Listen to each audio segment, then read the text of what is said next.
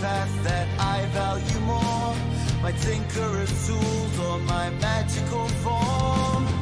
In the danger, don't know what comes next, weaving my way with each step. On the path we wander through shadow and light, marching through valleys deep and wide, carving our fate and finding our home in this world unknown. Tracker of wolf folk, cursed with a plight, to embrace the darkness or chase the moonlight. Loyalty binds me to all I hold dear, eager to help, I'll embrace every fear. In the danger, don't know what comes next, weaving my way with each step. On the path we wander through shadow and light, marching through valleys deep and wide, carving our fate and finding our home in this world unknown.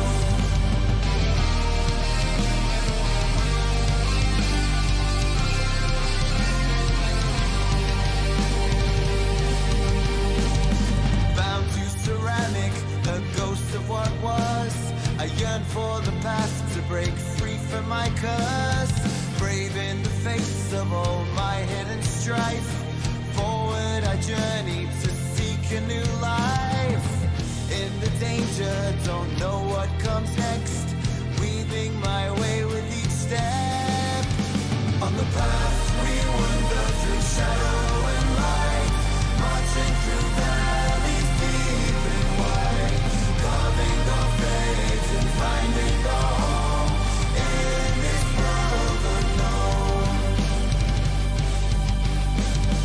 Trained to be loyal to colonies call, yet torn by desire to be something more. Only in combat these bonds we renew, together we journey steadfast and true. In the danger, don't know what comes next, weaving my way with each step.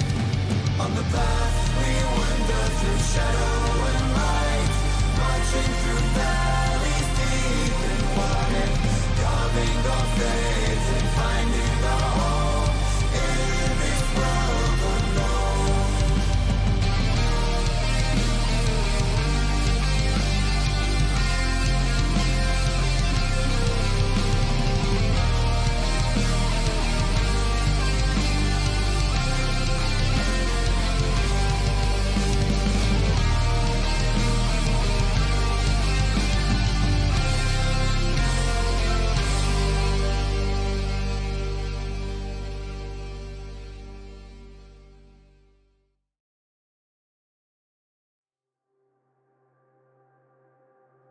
All right, everybody.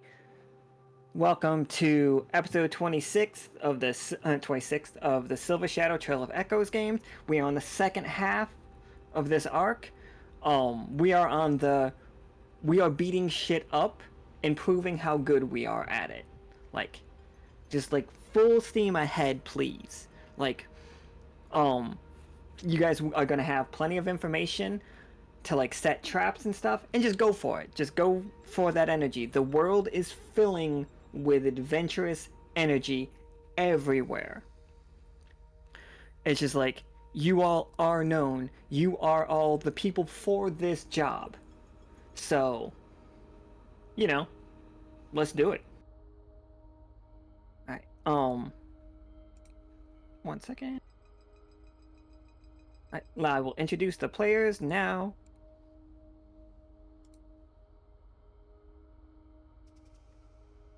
So, we got Caram, played by Zero. Pleased to be here. We got Cash, played by Soap. Good evening, everyone. We got Laura, played by Esme. Adventure. And we got Pim, played by Carrie. Oh my god! Oh my god! Hi, everyone. Oh my god, she's so pretty. She's so pretty. Oh my god, she's so pretty.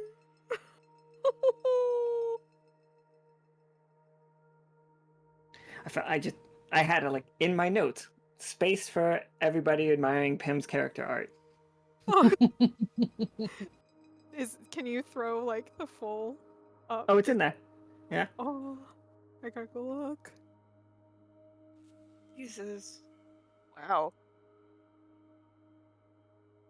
Oh my god. It's so good. It's beautiful. I love it so much. Oh, look at all the dangly bits in her antlers. And they beefed up. I love them. Oh, she looks so good, Mika. Thank you. There, I put her in there for the people that aren't in the that everybody should be in the Discord. Actually, yeah, it's just Discord people here, but there now she's on stream, so Oh my god, she looks so good. Oh, I love it. all right, now to the game. Okay, while in Laura's office, As we take a minute to just appreciate the car. And for those of you that forget, the front end of the car is sticking outside of the building. It's not cut in half. It's going through the building. it's just mounted Through the building. through the building. It's a structural spike car, It's a low-bearing car. and yeah, exactly. You can't remove it. Load-bearing spite. Thank you very much. Right, load bearing spite. It's like if you don't, I'm sorry, if you don't keep up with Lore's lore, it's really weird most of the time. It's fine. It's fine. I got one word. For you. Lore. Bears. Bears. The So, bears. Oh God.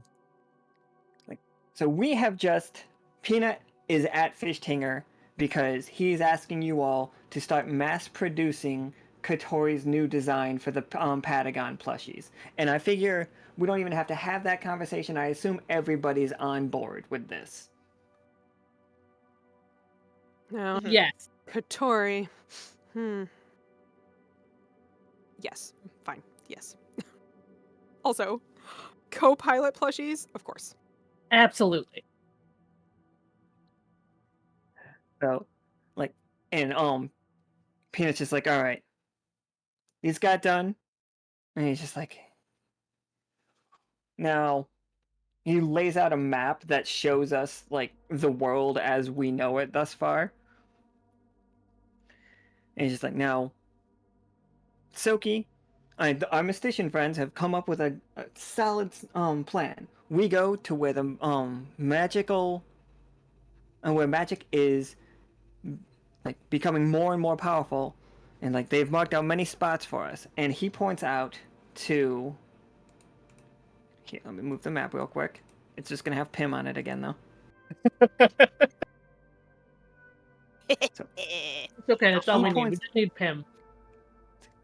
he's just like, now our corruption detectors, like motioning to the Patagon plushies, have been showing us primarily the large spots, and we're sending groups out to deal with those constantly. But we have had an influx of smaller bits of corruption all along the Arbonial Wilds. And they seem to be moving as like almost a flock. Like they come in and then they move away into Sonnery. Like located in this area. But they repeatedly go to the worlds and then back over and over again. Now, we need to figure out what's going on here. It's like, Cash, you're familiar with Sonnery, yes? Unfortunately, but yes. Excellent. It's just like, in Caram, I'm guessing you're up to the up for a fight if it comes to it. Always. Excellent. And now, we're gonna need to you all to take the airship out. Oh no, not that. What? No. Let's go. whatever it is moves at great speeds back and forth. If you could try to like locate what it is and what's going on, and if you find an opportunity to fight a giant creature of corruption towards the plan at the location in Sonnery, do so. Fight Peanut giant also looks up. creature. Oh, go ahead. Go ahead. There's a fight giant creature. Got it. Fight giant creature. Figure out what's going on with the smaller creatures. The smaller amounts of corruption, at least. And he looks over at Lore. Now, the spa. That is a large pool of magic in and of itself. Have you seen any corruption in it lately? No, I haven't. I've been there. I mean, I was there for a while and haven't seen any. Yes, I'm still going with Lore. Was entirely at the spot last month. I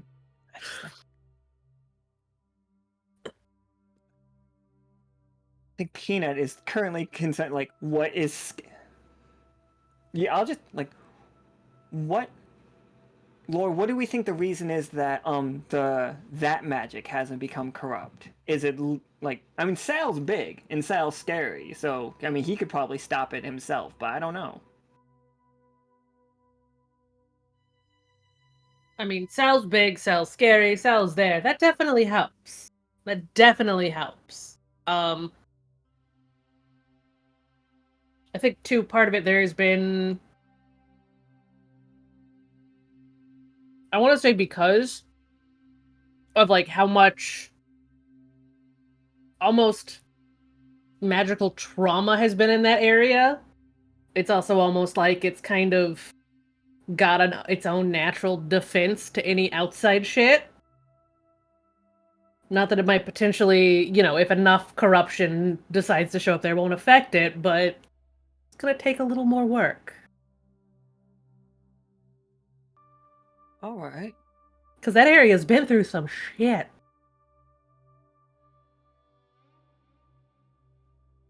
Peanut just like nods. He's like, hopefully I'll be able to go back to the spa after we finish this engagement. He's just like I'll leave you all to it. And he like gives a little salute and like just cat struts his way out the door. Bye, Peanut. So long. And then just like it's just Peanut wandering around, not finding the exit for half an hour. To the left. To the Yep, left. absolutely. We're used to this. There's just little like snack stations for Peanut along the way. Like just in random areas. We know he's gonna wander by at some point. Just a little snack, a little water. Refuel stations, if you will. Is there also a sign that has a arrow pointing the way he needs to go? Yes. But I go through and I change them every once in a while. Just saying. The Gotta idea keep him that on his Peanut toes. is just like more and more becoming like leaning into his cat-like behaviors. Just leave catnip treats out. I was like, here you go, bud. He says he leaves. He actually just went into the chair in the secretary's chair and is just sleeping in it. We have a secretary? I I guarantee, mean, we're Laura, it's like supposed to. Technically, Malone is some of that. It's been a little busy though. Justin's my secretary, I guess. all right. So what you all have is like a map of the world, and it is. Let me. Oh, do I have a? Can I draw a little like ellipsis? All right.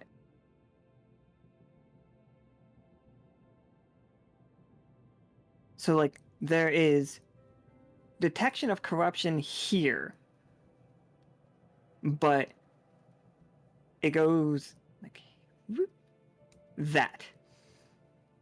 Like if you can, yeah, you guys can see that. Mm-hmm. Yes. Some small amounts of corruption show up and then go back, and it just keeps happening.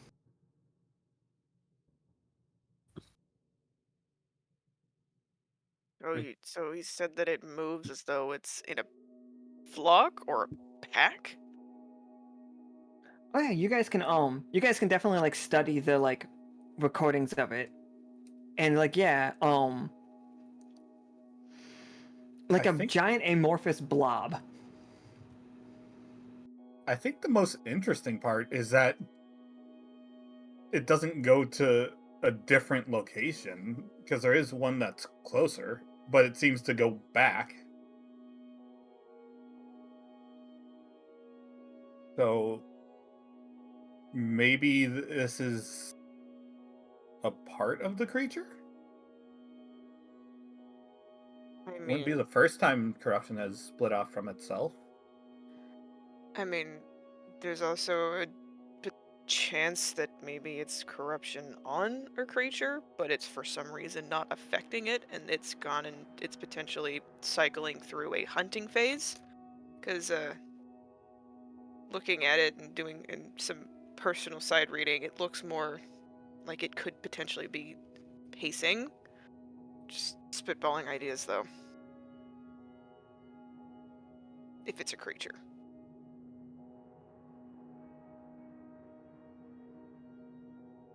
You two got anything? Like, whatever it is, it's got a pattern. So there's some reason it keeps following that pattern back and forth.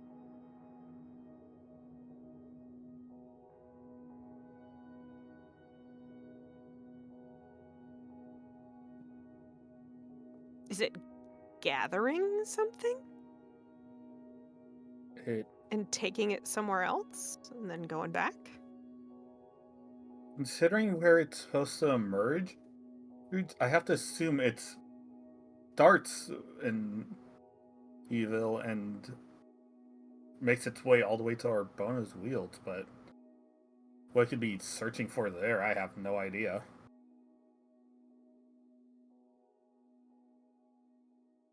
Would there, this is just a general question, be any reports as to what kind of large creatures would be out there? Like, would that be something that would have like some kind of book? Yuckfish, Um, yuckfish, don't say yuckfish. No, yuckfish are the other way. Yeah, you guys would know that from your time spent in the area that there are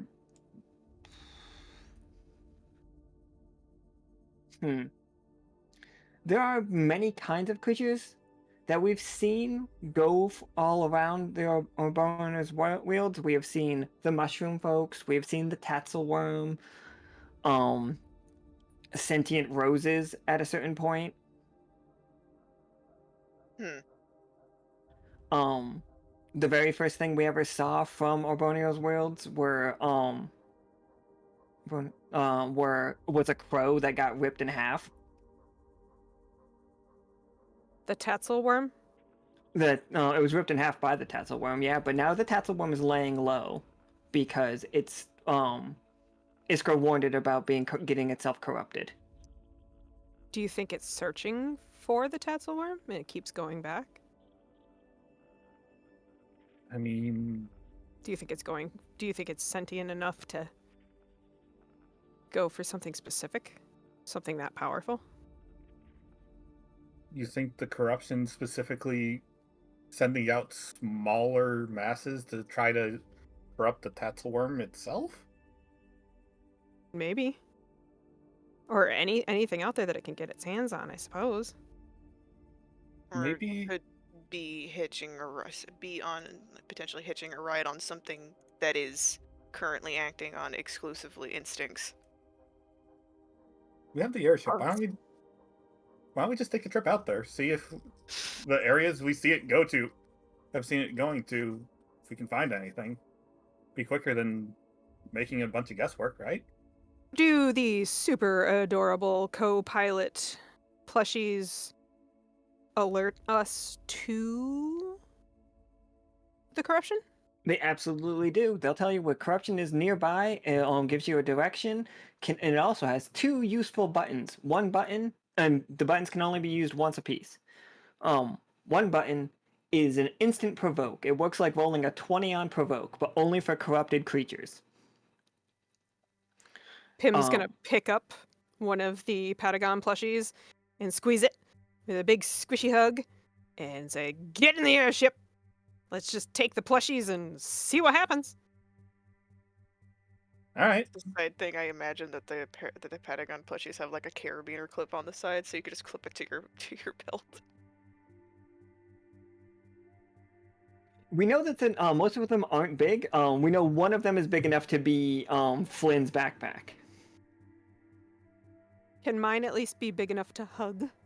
Absolutely. Yay! Yeah, I'll just. I'm just imagining, like, in testing, Pim testing all the carabiners by clipping as many of the Patagon plushies to herself as she possibly could at one point. Absolutely. La, la, la, la, la, la. Just chainmail out of Patagon plushies. Nothing got done that day. It was just like, want to see how many I can clip to my belts, guys? I've got a lot of belts, and a lot of love for Pat. All right, yeah. So we're just flying over the forest. That's the plan. Mhm. Or are we walking in, or are we flying over? What's the plan? Since it I've seems that they don't go. Well, yes, they seem to go through. It seems that they mostly stick in the forest, right? So, might as well fly over and detect.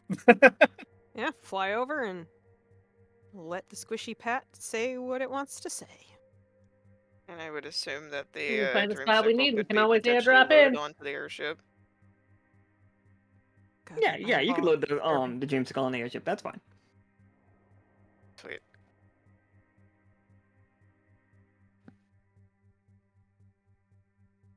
Just on the off chance we choose to get off the airship for whatever reason, we're at least protected.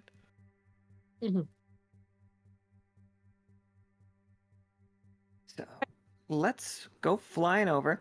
We just swing by the spa real quick because I made the map and I don't think we're gonna actually see it. Don't worry. Ooh, it's pretty. Ooh, he looks fancy. I like your Fancy frogs. I do think an important thing about the Salamander King has been happening with Laura and the other night, which is business acumen. Like, not corrupting him, but I think he is getting more like the Sal. I think he is just still absolutely huge. He is ginormous, like Godzilla size. But I do think he is starting to appreciate the finer things in life. It's like reverse corruption. Yeah, right. He is just like you set up a business, and he's just like, okay, I could do this. People coming here, and then they have to pay me. But like mostly, it's just like it starts off, tribute, as just like I'll let you in if you feed me, and then I'm just thinking.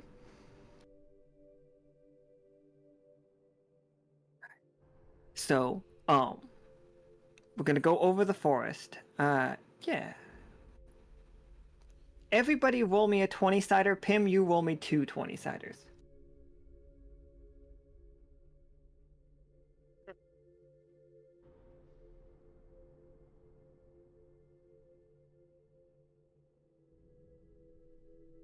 Wow, you all are just not rolling great today.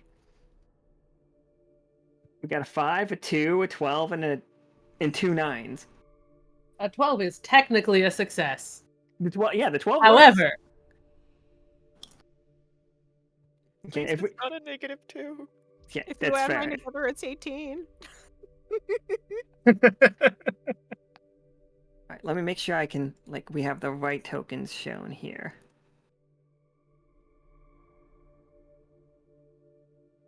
Alright, that'll be enough.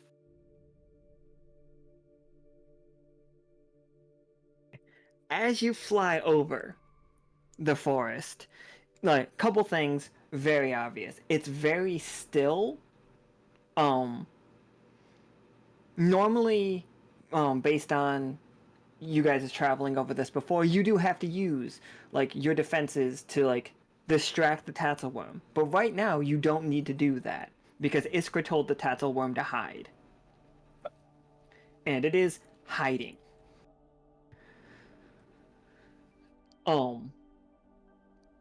One thing, Laura, you see it. I would have given the tough choice to Pim, but Laura actually sees it. Well, you see a crow, and it looks like a normal crow, except if a crow was about 10 foot wingspan situation. And it lands in one of the trees, and just starts like hacking its beak into the meat of the tree, like into the branch. Like it's trying to like lumberjack this tree down. Like the branch of it. And go ahead. Just like, that's not a woodpecker. Laura's first reaction, aside from being Cheyenne, is just like, it's not what woodpeckers look like. Roll me another 20-sider.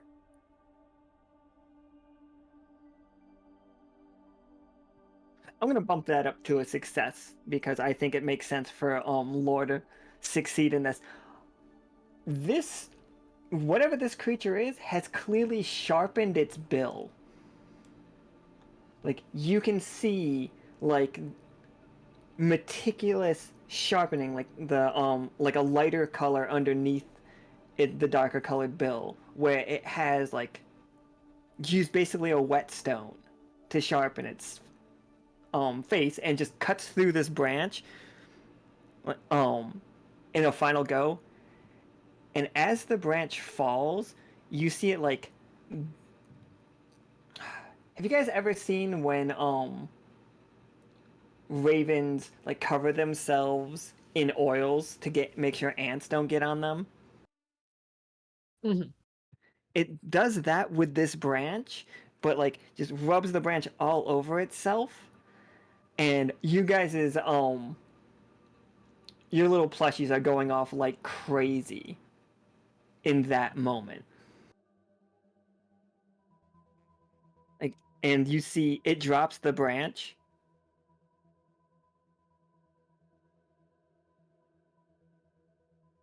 and then like you see the branch start to move and get up as a little like stick figure, like corruption thing, like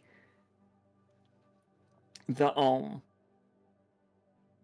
yeah, it just like the little token shows right there, almost like a skeletal, but it's just like an amalgamation of like branches and stuff of the magic of the woods being corrupted. Which way is it heading? This one is just go ahead, go ahead. To say, well, that's not good.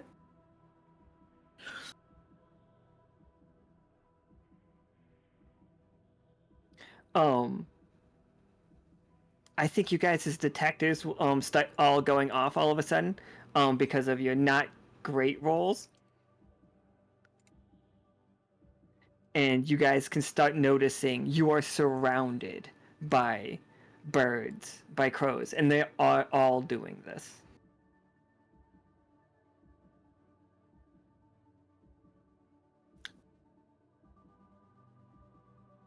Hmm.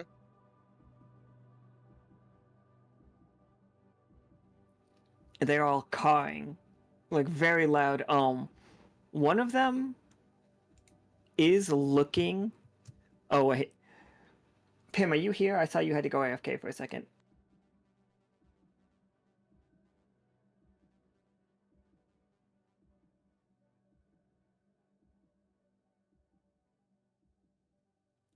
I guess not. I think Caram is a good one for this one. Caram, you see out the window. Oh, because you did roll the lowest. That does make sense. Out the window of the airship, one of them, one of the crows, is sitting on the outside and starts pecking at the airship to rip one of the parts off. Sorry, I'm back. If you missed it, the crows are chopping down trees, and then they have corruption on their feathers and are rubbing the corruption on it to corrupt the tree and the wood to make little corrupted guys. Oh, good. And that's those And cool looking little dudes. that's a cool looking little dudes. And then there's one on the ship that is like pecking at the ship. I mean, I guess I can try to shoo it away. Yeah, sure. How are you shooing it away? Don't touch it.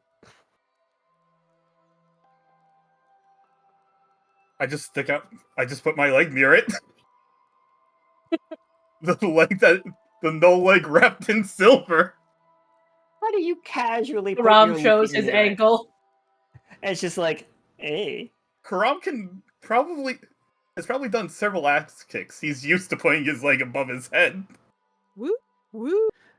So Caram in this scene is played by Jean-Claude Van Damme, everybody. We all know I don't know who that is. You know who Jean-Claude Van Damme is. Not by name. He doesn't watch movies, guys. We're all born with an inherent knowledge of who Jean-Claude Van Damme is. It's like a Journey song. We don't have a choice in the matter. Oh lord. Yeah, absolutely. Like, you shoo it away. And I don't even think it takes, like, you do see it reacts negatively. Not the creature itself, but it almost looks like a shadow on it, like lurches away from your leg. Actually, it would have done that to the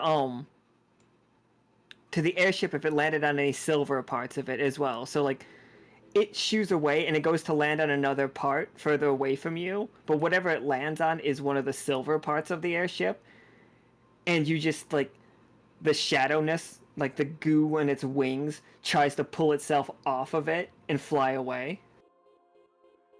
Hmm. I knew it didn't like know that much. I didn't think it despised silver that much too.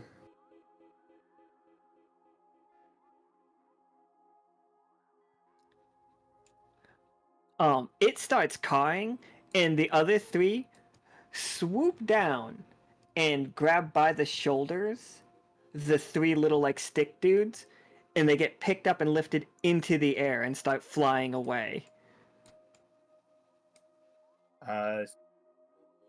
Do we have any way to track these guys?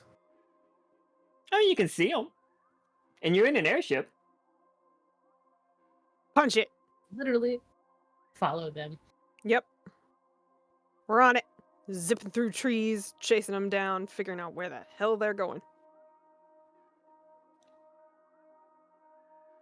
Yeah. So we're just full following them. All right. Roll me. Lore and Pim, can you both roll me 20-siders? We'll take the highest.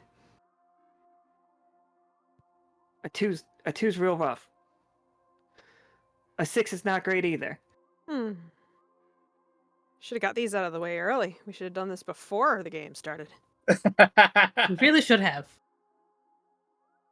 Next time. All right. So the tough choice. All right. Pim, you can be like you're right on these crows. Like, wait. When you're trying to follow them, are you trying to be discreet or are you trying to like do they know you're following them is my question. And you can either one is a perfectly fine answer.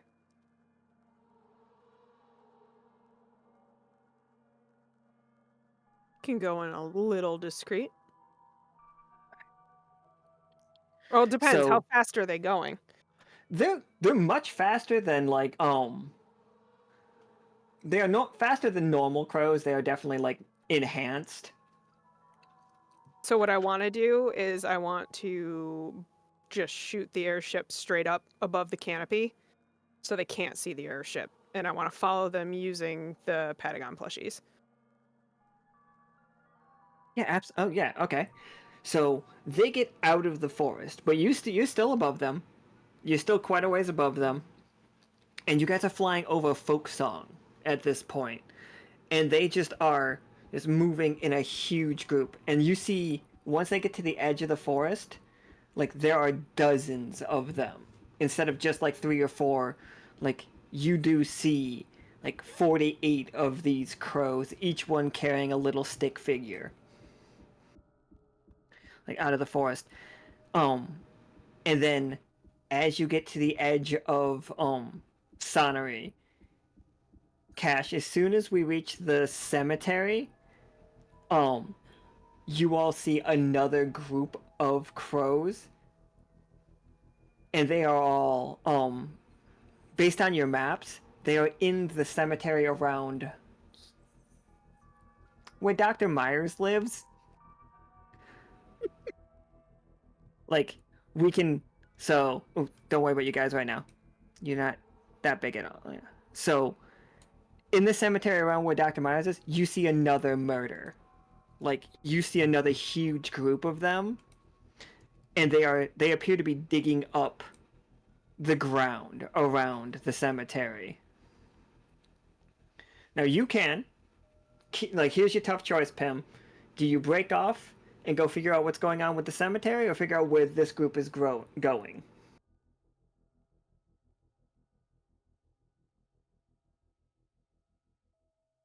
I'm gonna shout back to everybody else and, right next to me to Lore.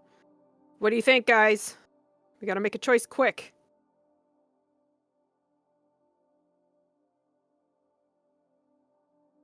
I have just a general question to Alan.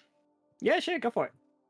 Would this be something that he'd be aware of or like recognize that this is Dr. Myers' handiwork, or is this something completely different? This is not Dr. Myers' handiwork. They are uh in like Cash, in that you can see Dr. Myers like grave digger thing like is just a corpse laying on the ground right there. And Uh, these crows are have torn it apart and are starting to go down into the hole. Personally, I think that's the best option. If we're looking for a big monster, whatever the hell's going on over there seems more likely. Yeah. yeah, if it's a large murder, I don't see why we wouldn't want to check in and see what they're up to, because that is significantly different from the last time that we were in this area. Is the Patagon plushie picking up anything stronger in either direction? Um, Pim's I literally think just holding it out and pointing it at both and seeing it.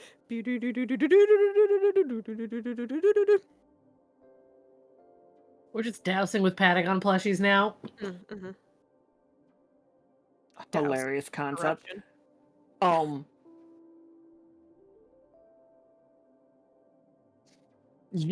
there is more magic ahead of you than there is down here right now. Um, He said right now, guys, we gotta go. Let's go. I mean, I know it's a bad choice, but we could split up.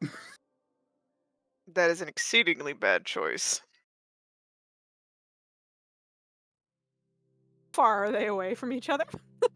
I can share you on the map real quick.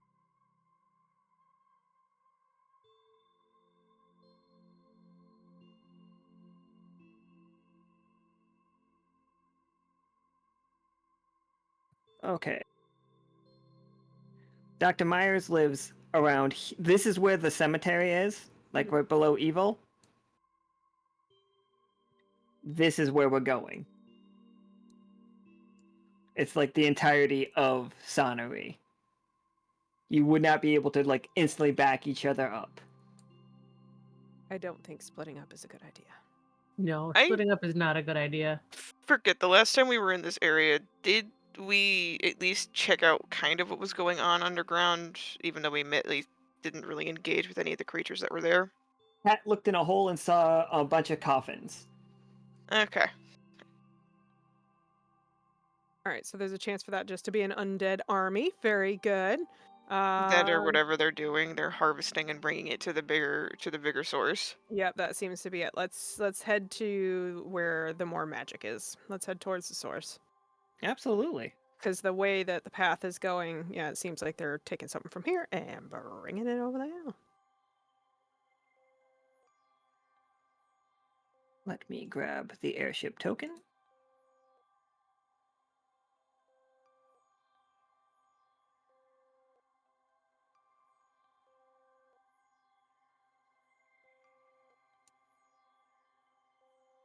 Okay, so the airship, like, we're high enough in the sky that that stuff is not immediately seeing you all. Like, I'm still, like, letting your, like, being hidden hold up. As you approach, you do see these massive, monuments, like stone monuments. This place is really colorful with flowers, though. And, like, there's a sense of peace as you approach this area. And it's just like, when the light hits you, you feel like more relaxed, it's calm. It's just like a little eerie.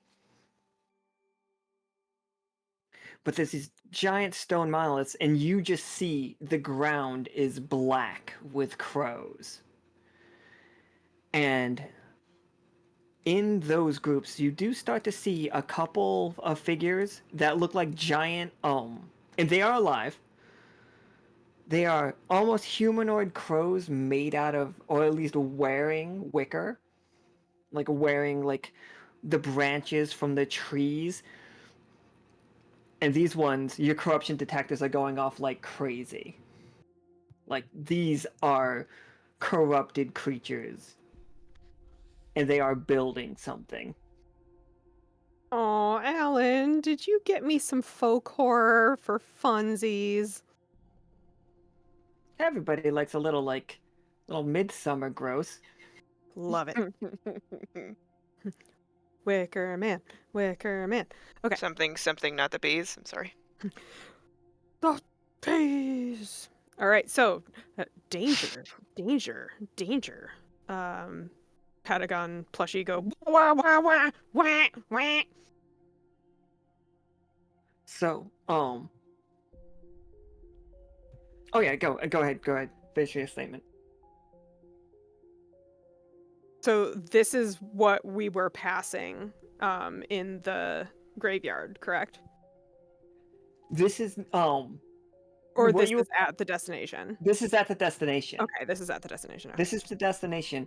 You guys, the Patagon plushie is detecting an immense Immense. amount of magic. Like, an insane amount of magic. It is a growing amount of magic. Whatever they're building is continuously, like, this is getting stronger and stronger. So do we know the effect of just shooting something that is affected with corruption? Yeah. You can just straight up, you can kill things. If you kill something corrupted, it blows into just a fine mist and goes back to tier lower, which is what we're trying to do. We're trying to do that on a grand scale. We want to do that so much that Because when go ahead. sorry. So my understanding is in Tiraloa, that is just normal to them. Like that is something that they are used to, and it's like good for it to be there. Yep. Right? Yep. Okay. We do have a giant airship, and they're all kind of like together, and it would be fairly easy to. And Pim's like hovering over the button and staring at everybody. Hold on. Those two large creatures, are they acting as though they have some form of, and mind you, sentience is a very strong word in this situation, since the corruption. Are they acting different? Like they are aware of what they are doing, or are they being controlled kind of like a hive mind situation? In my head, actually, this would be a question we would ask Lore, right? Like the anthropologist. Lore, and like Lore can answer this question too, Cash, or like Cash, you could figure it out yourself as well. But like it feels instinctual, like an ant building a nest or a bird building a nest. Like, but whatever it's doing is bringing more and more magic. Lore, this reeks of ritual to you.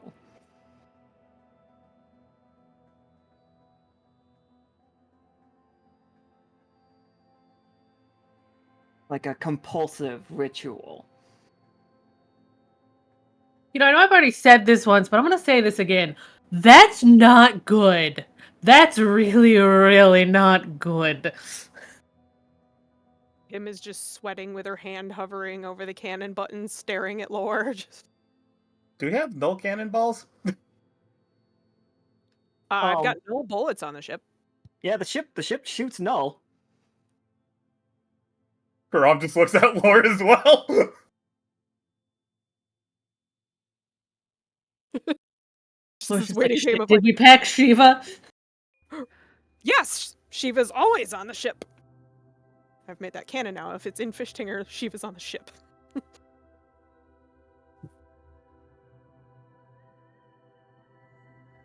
Is it? Are we just nuking this place? Is that the I think, is that the plan? I feel like that's the play. I think Pim feels like that's the play. I mean, I am not necessarily the one to listen to. I either need a voice of reason or I need to go ahead. Like, I'm holding myself back here. Caram points at Cash. That's what I use him for. Uh, Yeah, and Laura obviously like relays the information about this feeling like a ritual to the rest of the group. A good ritual or a bad ritual? I'm gonna say bad ritual. Hey Cash, how you feel? You think bad? You think button time? I Hand wouldn't vibrating. button immediately. Well, you want to wait for it to get worse? Or... Well, you want to go, like, down to the ground and go snoop around and hide in the bushes and just watch it happen, then all of a sudden everything's out there, and then we get picked up because we're just squishy bodies running around next to the corruption? Is that what you want? Is that what you want? All his responses are exacerbated. He's being asked too many questions. We broke him. Only concern that I have is lots of magic. We are not using null.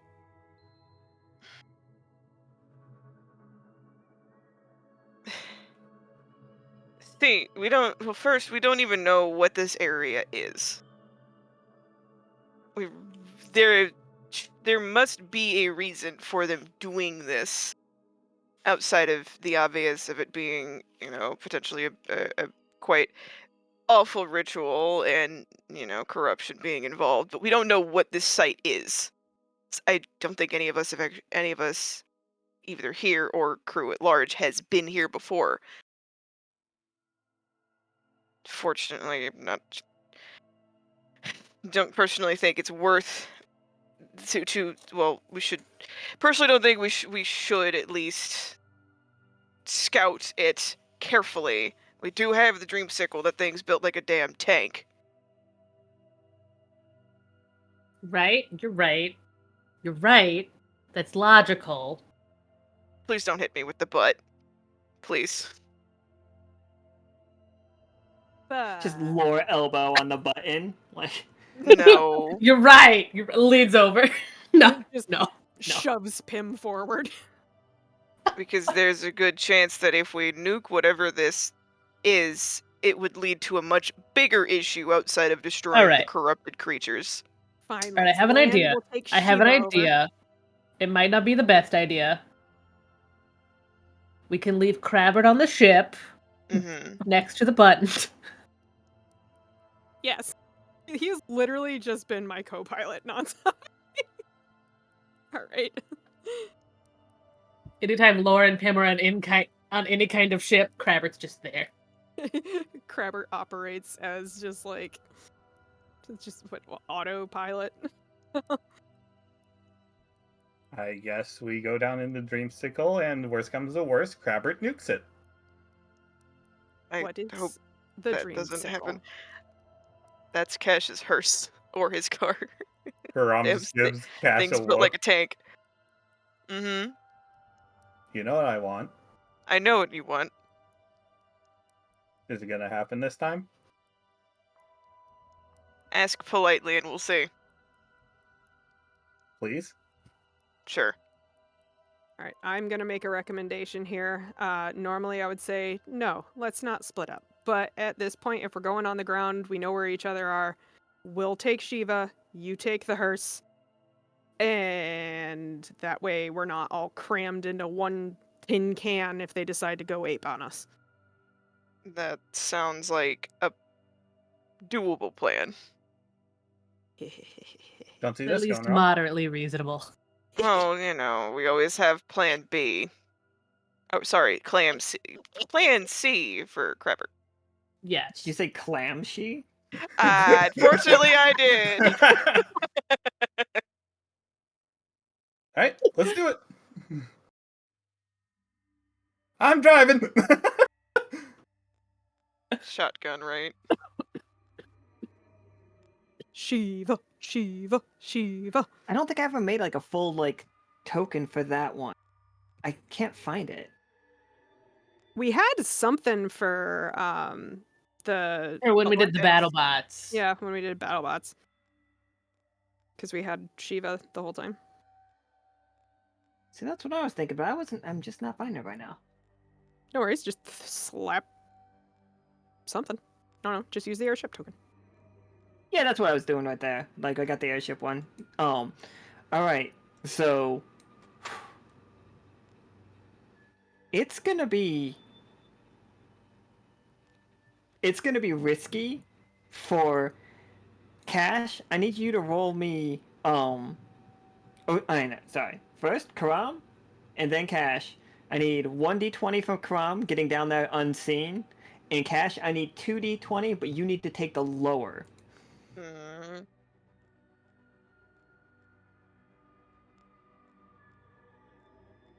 Oh, that's bad. Yeah, go. that's 17 then a 3, so we have to take that 3 for you, and so a tough choice. Here's the tough choice. Crom, you guys can just straight be seen by a group of things, and like they're not gonna attack, but they are gonna come up and like they're gonna try to take pieces off of the dreamsicle. It's not gonna work. Like for the most part, they might take a review mirror and like a fender, but they can't destroy it. They can't break the glass, not easily. They're gonna take parts of it, or um, like you wait until there's a clear path, but in that waiting, twice the number of crows show up.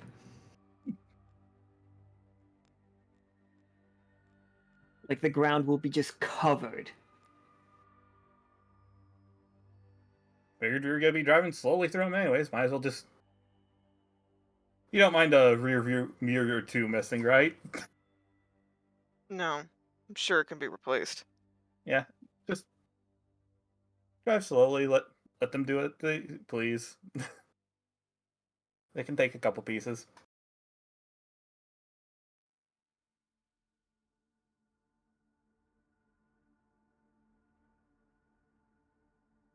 That one represents like a dozen of them, just like yanking parts off of the dreamsicle.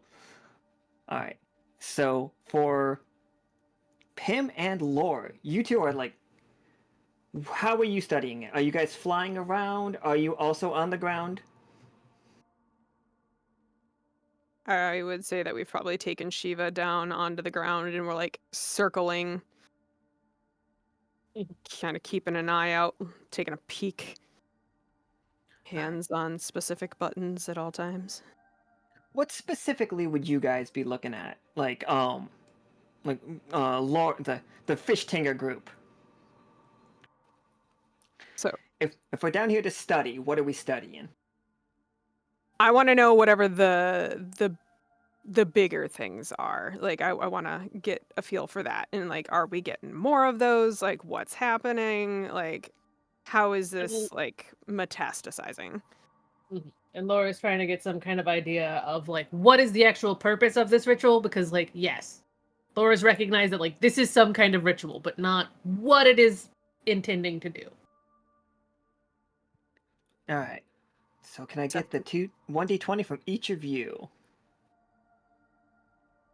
I'll give you guys more dice. All you gotta do is sell me on why I'm giving you dice. All right, 13 insanity is a 20. So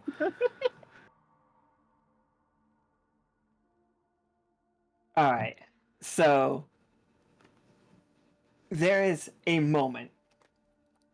Um, the Patagon plushies, all their eyes at once, the ones that you guys are carrying. I think each one of us have like a fucking little like plushie. All the eyes glow bright red for a moment, and you hear a bell toll,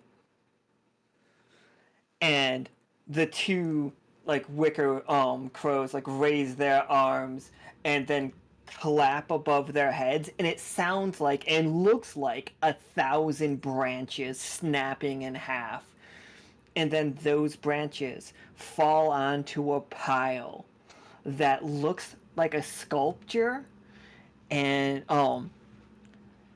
they are like very, all the crows start like cawing in unison.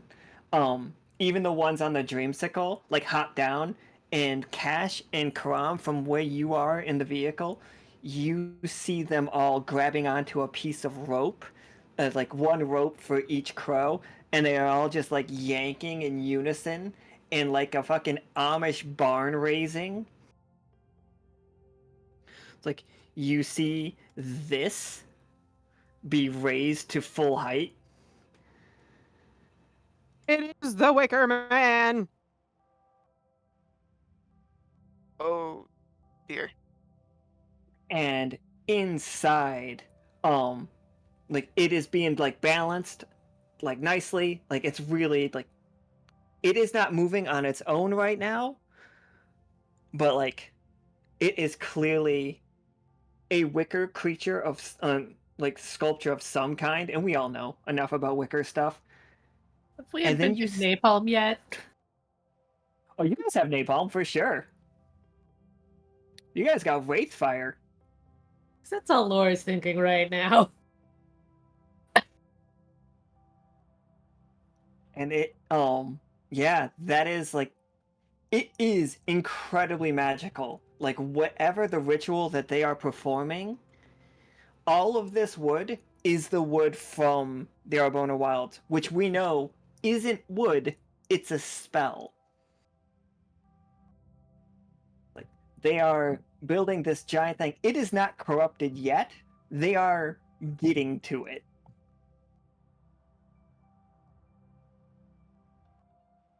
Oh, No, no. Nay, nay.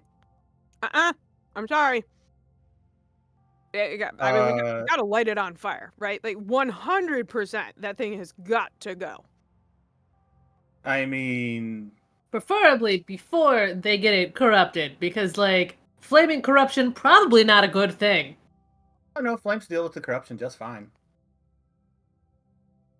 But I mean, we were sent here to destroy a giant creature, And there he is. Let's go. a corrupted giant creature. It's not corrupted yet. So you want to wait. Is there something inside of it?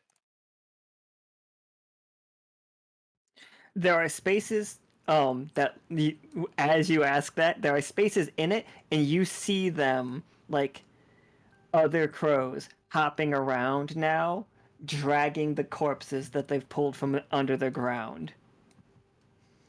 Hmm. Specifically, Dr. Maya's corrupted corpses. I mean, All right. can Well, we can set it on fire, or we could get the airship in a position to shoot at it. if we got to draw the corruption to it, and you said the Patagon thing has essentially a come to me button. Oh yeah, it absolutely does. All right.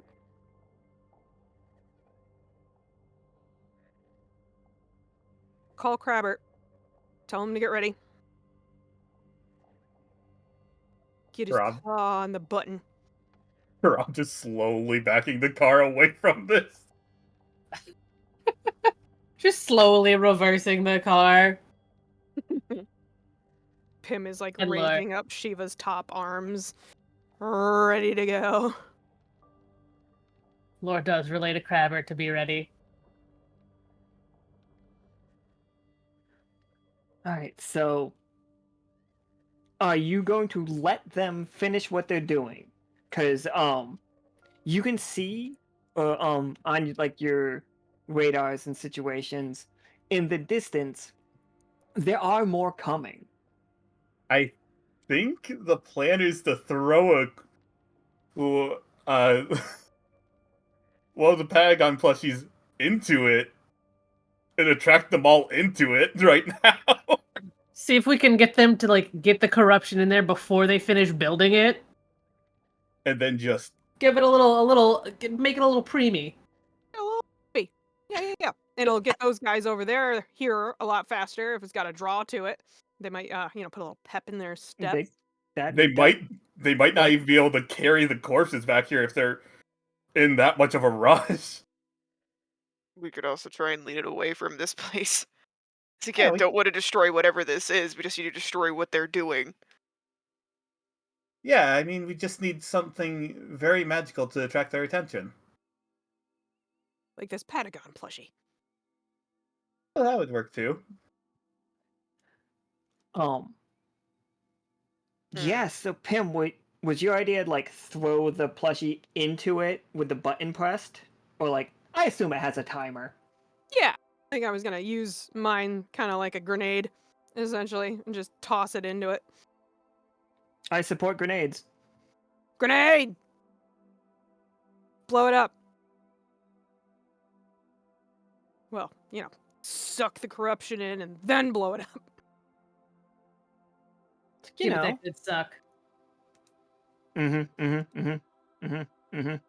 I hate everything. I regret this game. Pim's gonna pop the Talking about? plushie out the Apparently head into it. of Shiva, so the Shiva arms can take the hands on it. And I'm gonna give it a quick little smooch, and then hit the button, and yeet it into one of the open slots on the Wicker Man. Oh, you absolutely get an extra D20 for like kissing the little plushie. Oh fuck yeah, love Pat.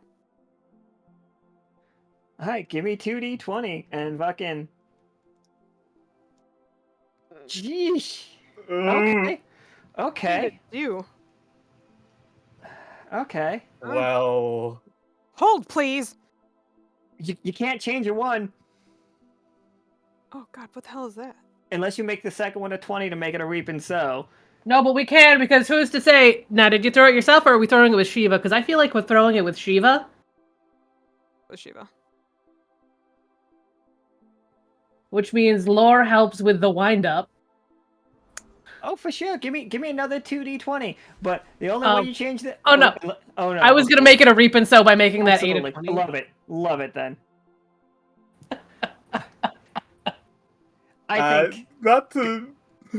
not to say the bad part out loud. Pim is a Wolpertinger. Oh, don't you worry. It is the worst situation. Oh yeah, what happens to me? Our ones are automatic up in chat. All of you ones are Fs and chats because of what Tori did. Oh yeah, I hate you, Katori. I love you, Kira.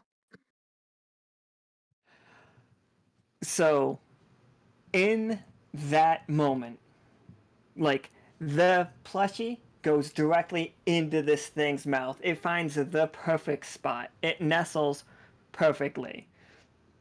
And then you hear the fucking, like, the action movie trailer as the sky goes pitch black all around you, as like the corrupted lightning that is striking back at Dr. Meyer's place is arcing this direction. Like, it starts heading down, and then lightning takes a 90-degree angle and just comes here and is blindingly bright. As you're right in the sense that, like, the bodies that the bodies that have the corruption that are being dragged by the crows, just gets pulled, like the corruption just gets pulled straight out of the bodies and flies here as like in the liquid form. All of these crows around you like just collapse to the ground as you see pools of liquid corruption coming off of their backs, and then they fly away like the normal crow. Like the crows, they are not corrupted, they are just being influenced. Like these two creatures on the ground made of sticks and corruption like hold their hands up, and all those sticks just like meld into this creature. Like, congratulations, you've done it. You made bigger.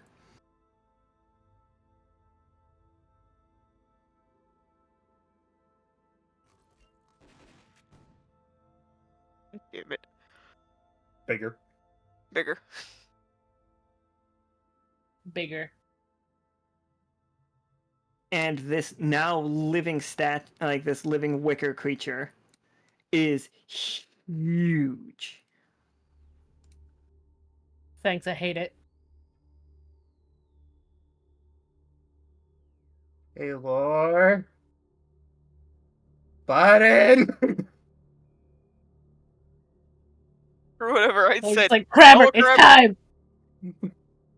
It throws a kick at the dreamsicle. It misses, but it's trying to kick the dreamsicle. From I missed it. driving. By the way, are they going to be following them now because of Lord Cash's tells Crabber to push. magic problem? Oh, it's good. Yeah, absolutely. Oh dear. Except instead of from the, it's obviously from the airship. Absolutely. Crabber, button time. All right, what were we shooting at him? Just straight fire? Just Straight fire. Thank you, Lord, for those effects. all right. So yeah, that's really cool. Like, it goes to kick the dreamsicle, and the airship just starts firing on it and like knocking it back, and so it stumbles. But this thing is huge. Like, it is like stomping after you. It looks at the airship, furious, and it roars, and you see a flock of crows fly out of its mouth up towards the airship. Like, these are not real crows. They are, so don't worry about killing these ones. It is just the shape of crows.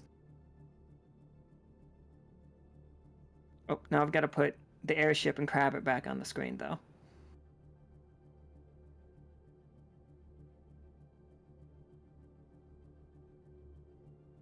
Because this thing has a mouth, so Crabbit is not safe. But it's not a lippy crab, so he's safer.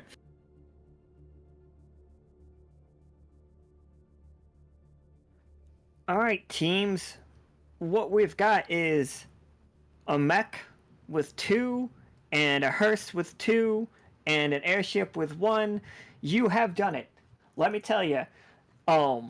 You have, like, and this is a mechanic going forward. And not just for today's game, but if you guys can make the fight more difficult for yourselves, if you can, like, raise the heat for yourselves, if you can make the fight harder, then you make everybody else's a little bit easier. Like there's a finite amount of corruption in the world, and we're trying to get rid of it, or like trying to kill it. You guys made a big mass here. You took all the corruption that's in Sonnery, all of it, and put it right here. So this thing is big and bad, just so we all know. Thanks, Patagon plush. Coming in clutch, bud.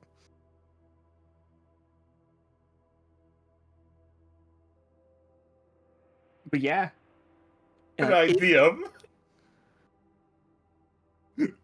But I know someone wouldn't like it. What is it? I'm not sure we got all of it. Hey, Soap, can you hit the attract button? Yes, can you hit the attract button?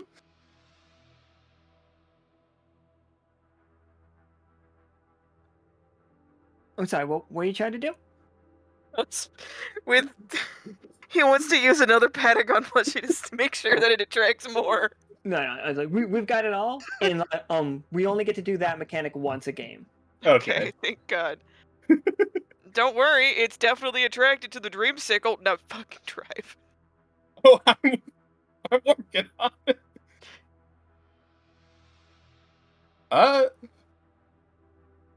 Fuck it. I don't get a chance to use the gun often. As Caram's driving, he's just gonna open up a window and shoot back at the thing.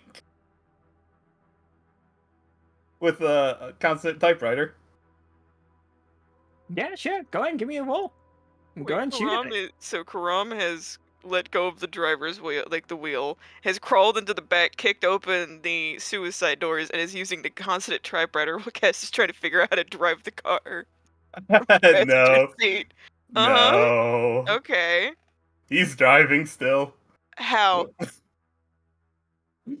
Because that's a fucking 20, that's how. Let's go. Like, so where are you shooting at it? Like, how are you shooting at it? And can you guys move your own tokens? I think you can, right? Yes.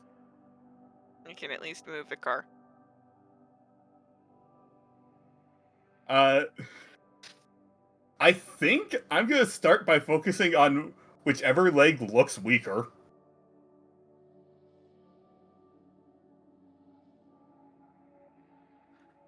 Yeah. Which one do you want? Left or right? I think corruption is holding this one together more, but this one is less built. So, this one.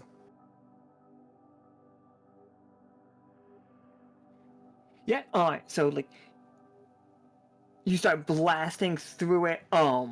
As you do, like you hear the bell toll again, and like you rip that leg right off with the constant typewriter, and then you see like without the wicker, you see two legs come out of that knee that look like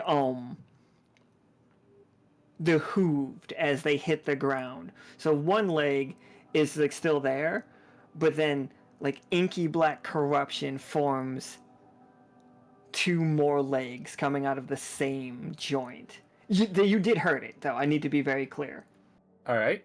I'll just keep shooting. Oh yeah, go ahead and roll again. Yep, there it is.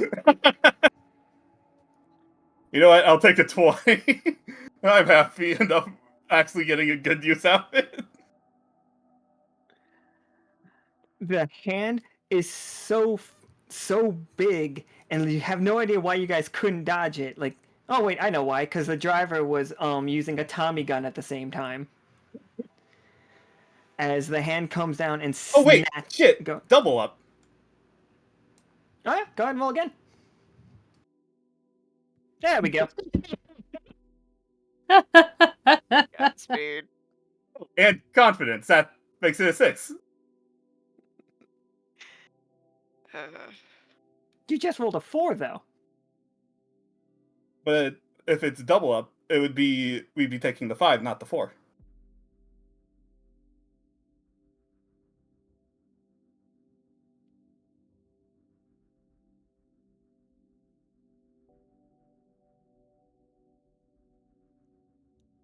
All right. Otherwise, confidence would break so much more often.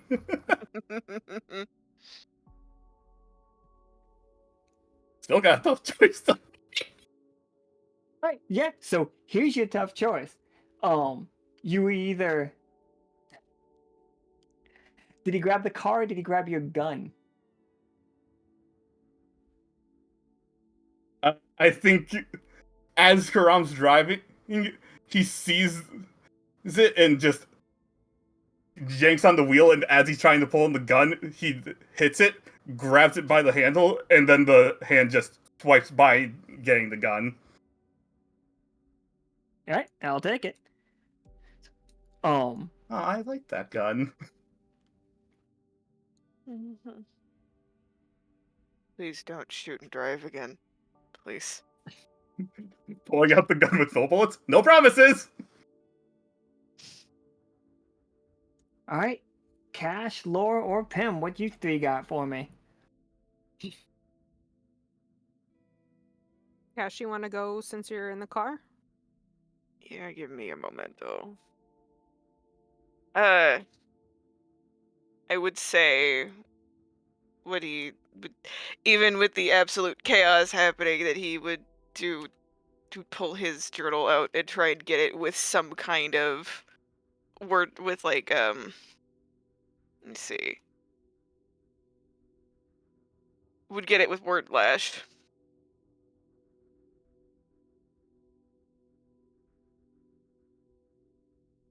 Yeah, sure. What do you want to get it with?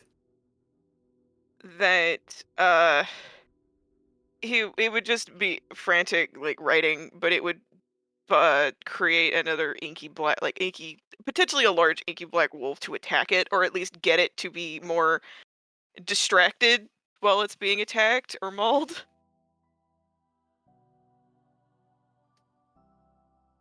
Absolutely. Go ahead and give me that 20 starter.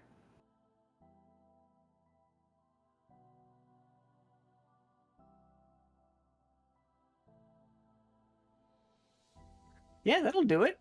Where are you sending it? What's it look like when it hits? So Also, oh, sorry. Yeah. Go ahead. Finish it. Yeah. so the magic and ink would come off the page and form this large wolf type of ink creature that would be aiming for its already weakened leg to try and tear it off.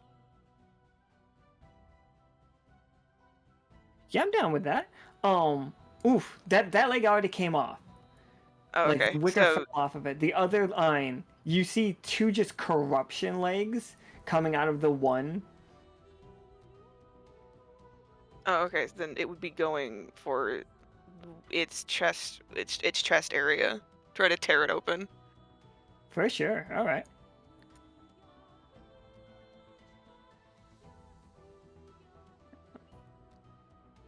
And how much damage does that do?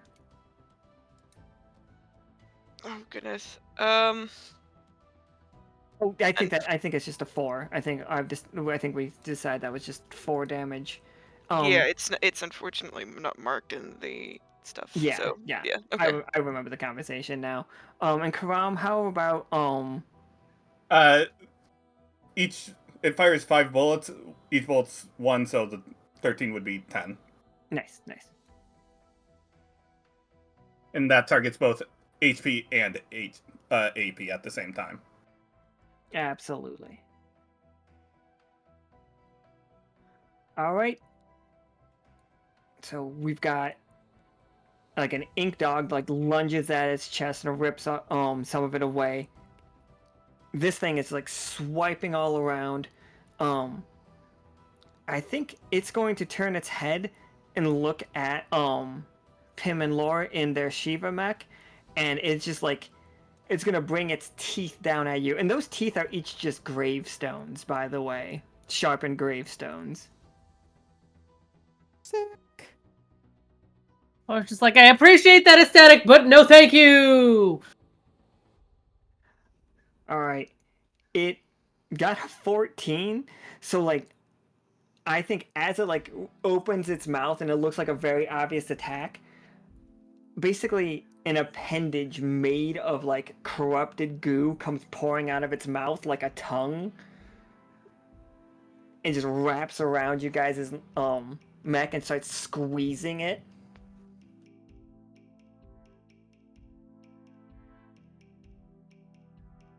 I said Shiva has what, 20 HP when we talked about it, or was it? I think so. Yeah, I feel like Yeah. 20 was the number. It's gonna do 6 with that attack, and it's just like squeezing you two. But you two inside the machine, other than like the Star Trek sparks shooting off around you guys' heads, and like you're wincing the way that they do in animes when their mechs get hurt. You two are still safe in here. But Is think he you- gonna go try ahead. to eat us?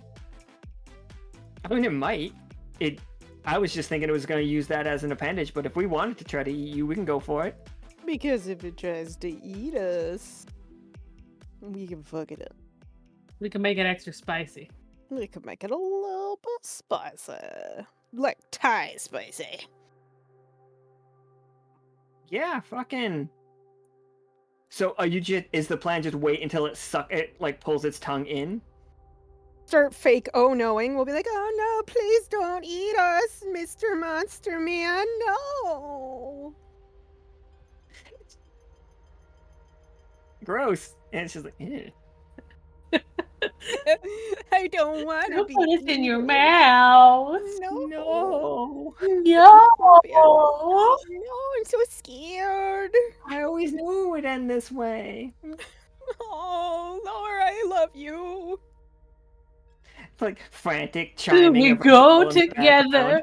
Ding, ding, ding, ding. Just as it was always meant to be. And then you two get swallowed. I like how somehow the airship came with us briefly. Dude, I'm bad at tokens, everybody.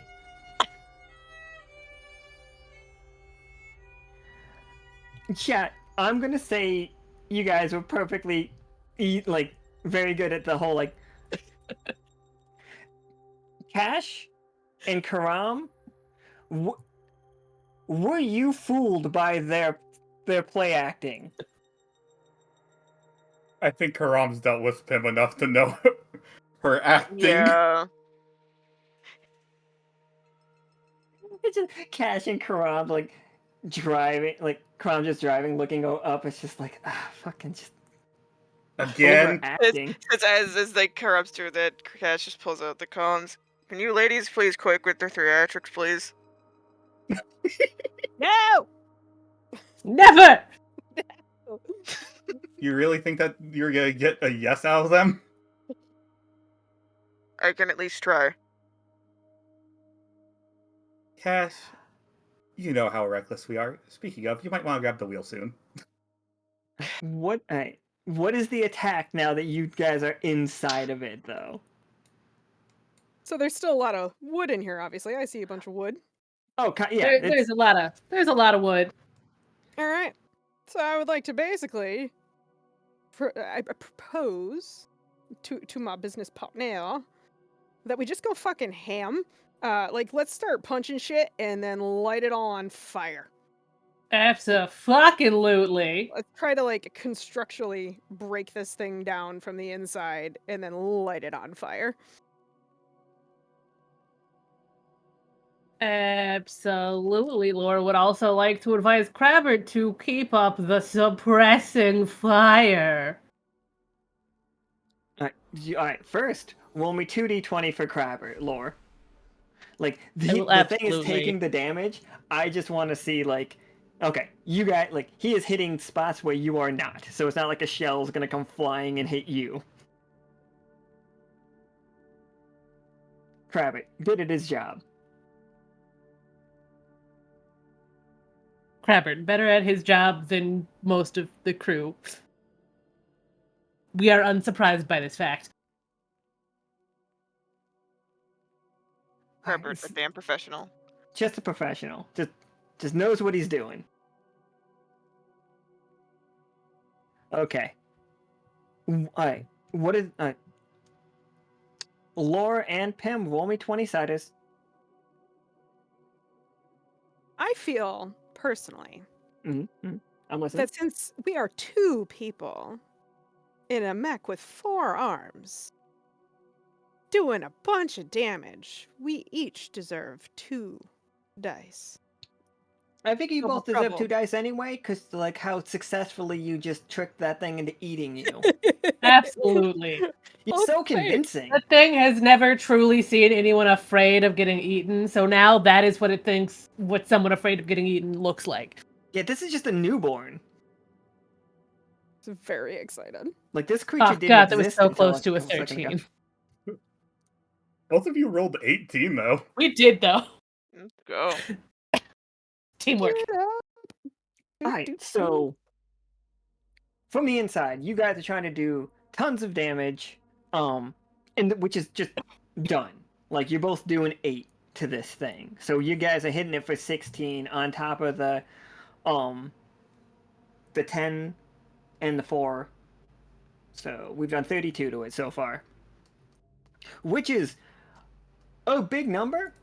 But you guys, that reap and sow really raised what this thing is capable of. Neat. But you're doing numbers. What are you hitting? What's it looking like? Sell me. So inside, we are like inside of its chest cavity right now, is what I'm imagining. So we're breaking ribs, we're breaking spine, anything to kind of like Anything that looks structural. structurally, yes, like knocking down support beams, that kind of stuff. Oh, the support Um, beams are like mausoleums. Okay. Like, it is as much wicker as it is made of graves, and like bodies are also used as like mortar. Neat. Blow it up. Juicy. Gross. Yep, so we're just like karate kicking and punching and flip flopping all over the place because Shiva was very acrobatic.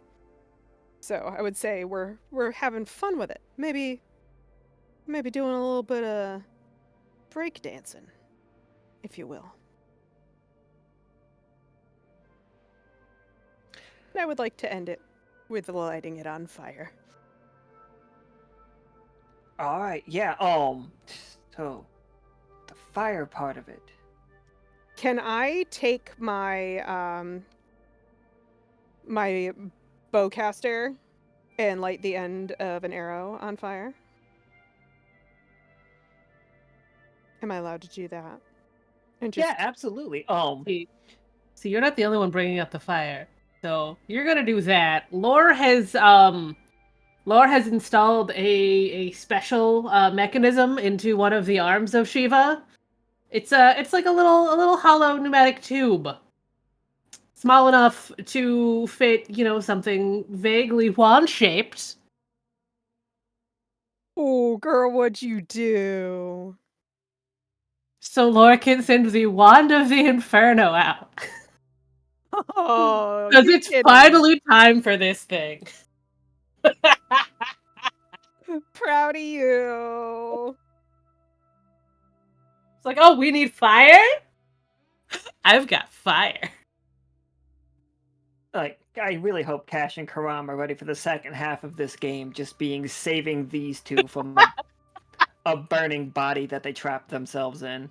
All the while, we're just in here laughing maniacally, surrounded by fire. The kind of stupid shit that we get up to on the regular, this just sounds normal. I don't think they need saving. I think that we need saving from them. No idea. I think we need to back up quickly before this thing becomes a problem for us.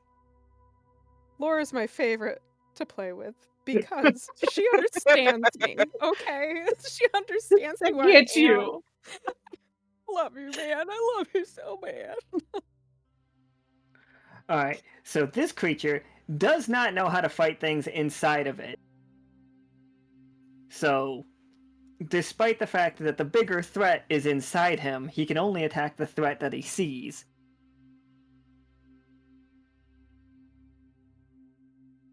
But, so he's on fire real bad right here, for the record. It's my favorite fire token. I'm never going to stop using it. Good token. Alright, Karam and Cash. It is swiping at you. It's missing, like left and right, literally. But like some of them are getting definitely close calls. At this point, you have seen multiple kinds of attacks. It can like lash out at you with corruption, but it always feels almost it's a little bit crow shaped or crow themed. Those kind of attacks. Karam, an attack comes for the car, and like a leaking pool of corruption gets underneath the car, and then a crow's like beak comes like lancing out of the ground. You manage to dodge it. What does it look like? Like, did you stay in the car, or did you guys get out of the car? I think as because we had to drive over it, right? You could turn at the last second situation, or like, yeah, it would hit the bottom of the car. I think what happens is, as Caram's driving and he sees it, he doesn't think much of it at first, until he sees just the start of the beak starting to come out from it. So I think he makes like a hard turn, and the beak just, you hear a bit of scraping as it comes right by the sides of the doors. Maybe even opening one of them when it did it. For sure, yeah. Cash, you see this moment, like in this moment, like that's when you see the flames burst out of it. It's distracted. What did your counterattack look like? Like, no need to roll it. With a successful counterattack, what did it look like? How did you take advantage of the situation?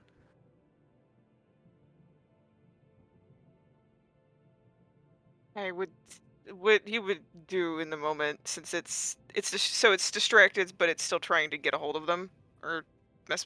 Those are on the outside. It was still trying to get a hold of you right up until just right now. That second happens where it is distracted from you. Or like it can have a claw coming at you. Just you sell me on what the situation looks like. I'm absolutely here for it. I think that in the moment, in like with it being distracted, since it's all liquor on the outside too. I think he would light his lighter and throw it at it. Like even in like a few moments, he would just hit it. It's small enough to be a problem to burn it from the outside too. In that moment, Cash, Mm. like you could put as much AP as you want to in this lighter. Oh hell yeah! Like, just how much you putting in?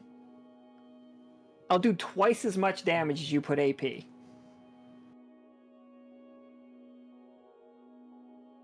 This is gonna sound absolutely ridiculous, but 14. Just like Full full thing. Just you just collapse. Well, he has 16, Oh, you have so he 16. would Okay. yeah, 14. So what's that look like? What does your lighter look like? Uh, I would say just a real standard little uh like what are the ones that the Zippo ones that you flip open and closed? Yeah, just a Zippo. Yeah. Yeah, it just looks like a run of the mill lighter, and then the moment that it makes absolute contact, it's basically like watching um oh god, I'm trying to think of what it would be. It would effectively be like watching a tanker of lighter fluid going up in flames. So extremely bright. Is this like a chaotic flame, or are we talking like a butane torch flame? Like, Butane. all right, I'm here for it.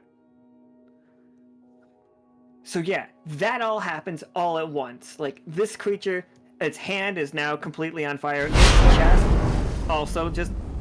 Oop, that's the airship.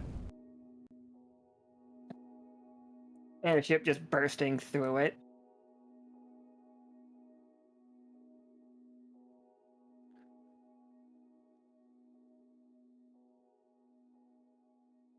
All right, so start the turn order over.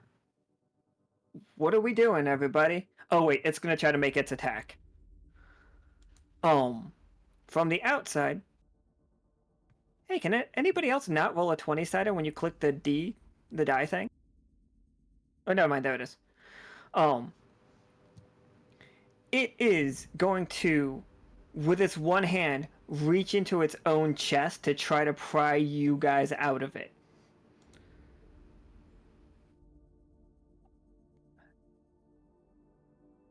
So I rolled a 15 on that one, and then with...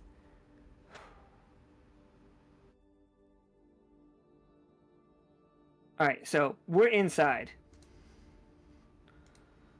And this guy's here is gonna play the part of a hand. He's got a hand. So it reaches in for you two. You can both jump out of Shiva. Like, I'm not gonna destroy Shiva. I would just take Shiva out of this fight. Like, the hand's gonna grab it and throw it to the ground. Like, if you guys can get back to it, you guys can get back in it. But you would be on, like, feet in here if you wanted to. Or it can grab you and pull you out of its chest. So you would have to try to get back in here again.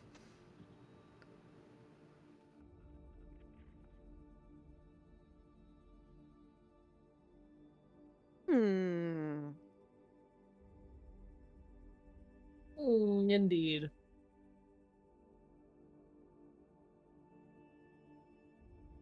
I mean, it's going to be a lot harder to catch us wiggling around in here. It's true, it will be. Stay in the body! Time to get wiggly. Time to get wiggly! We are parasites now. So, Caram and... Caram, you're going to have to do a drive and roll against me. I'm going to roll a d20 and you're going to roll a d20. Doesn't matter what the number says, it's just the higher that I'm looking for. I bet. This thing's going to throw the mech at you. This thing's throwing Shiva at the Dreamsicle. I rolled a 4.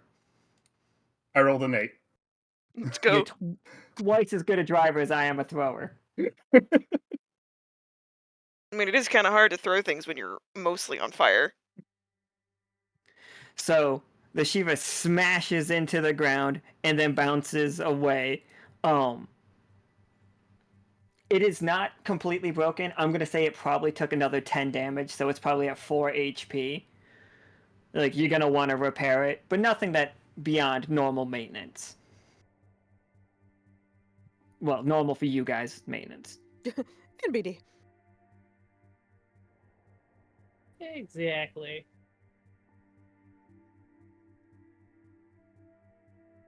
So, 2 of you are inside a giant wicker body that is on fire. 2 of you are currently dodging robots being thrown at you. We play a fun game. Who wants to go?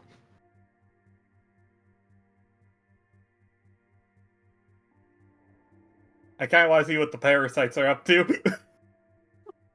Okay. Can there truly be parasites on a parasite? Yes. Have you met us? Depending on the day, unfortunately. Wiggly boys inside. All right, from inside, like all around you, this chest cavity, it does like it close enough to ribs. You just shattered a lot of them. There is like viscous like corruption on the ground around you all. Like not enough that you have to like, you're not constantly standing in it. You can avoid it. In the distance, you both hear, and it's speeding up. It is definitely a heartbeat in here. Oh, I think we need to find that. Yeah, I've been inside a body before. My own. That is definitely a place we want to go. Absolutely. Head to the heart. Wiggle, wiggle, wiggle. Wiggle. I mean, Tim's literally gonna be wiggly. tickling him from the inside the whole time. Just like, Oh, it hates it. It hates it. It hates it so much. It hates the inside tickles. Oh, can't stand it. can't scratch this, bitch. Mwah! This is mostly Alan being upset at the idea of inside tickles. I don't like it. I don't like it. Tickle, tickle. As you approach it, you do see Like it is made of coffins and like branches, but seeping out the sides of it is just like dark, concentrated corruption. Like so much of it that it's like tar. Like so instead like normally it's like oil which is more liquid. This is like pitch. That's the word I'm looking for. Like this heart as it like each beat like you can feel it like affecting your magic. um I think it's like think of it as doing like half a point of AP damage to you every time it beats. And like it is like stealing your magic from you being this close to it. And you do see the one of the corrupted crows is like it is just the top half of a body coming out, very Persona style villain. Like the heart is beating, and it's got a crow's head and like sharpened wings and a sharpened bill as well. Bill, beak, Beak. beak. Beak. Crows don't have beaks. I mean bills. But yeah, you two have approached the Persona boss version part of this game. Both of your characters are going up and down, like the way that they do in video games. Love it. Yep. Production value, everyone. Production value. I really like a while ago I was trying to make the fight item magic like thing to put up on screen when we did fights like this, but I lost track of it and then I just didn't go back. But no, that sometimes I want to do stuff like that. I appreciate the thought. All right, so what happens if we touch the corruption? It for you mostly it just splashes because like on your clothes. You would have to clean it off and not let it get into your body. If it gets into your body, it starts doing AP damage. And once you hit 0 AP, you will become a corrupted creature.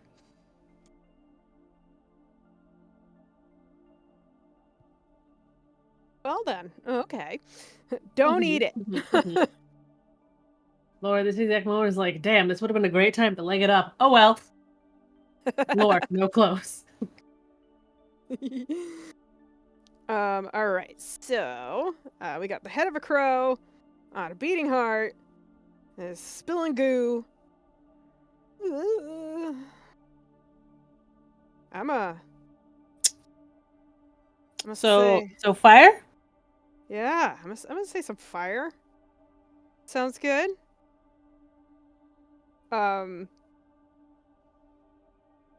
So when we had originally talked about one of Pim's abilities, it was the I'm opening my character sheet. My abilities. The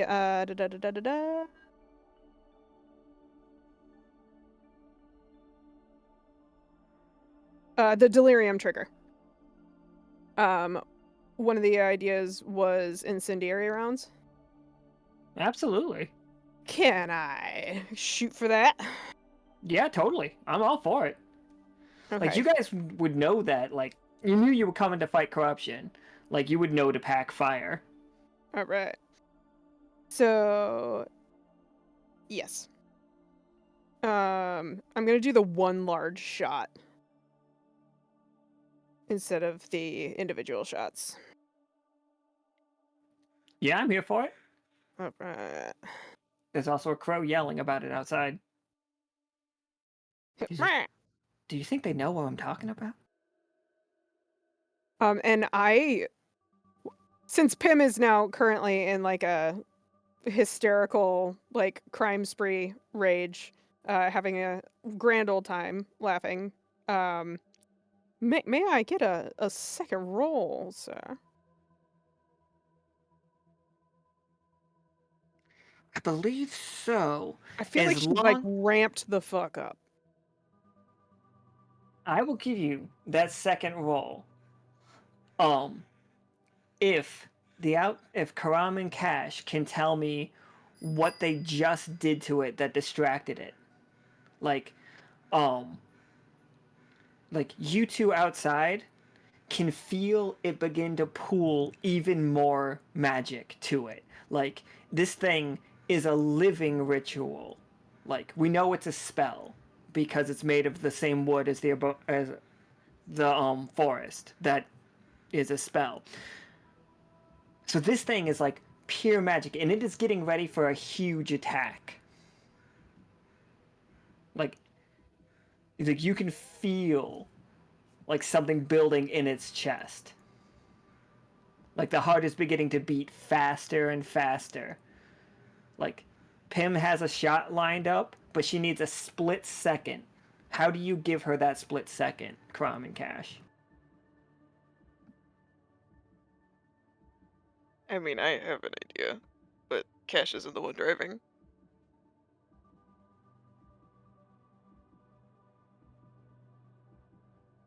So there are rocks and things like big pillars or Oh yeah, it, the um big, they got holes in them. if Karam is willing to add a little bit more reckless driving to what he's already been doing, I think Cash would point out that there's a rock that conveniently is like at an angle that could very much that we could very much use the dreamsicle as a ramming weapon since the thing's built like a damn tank.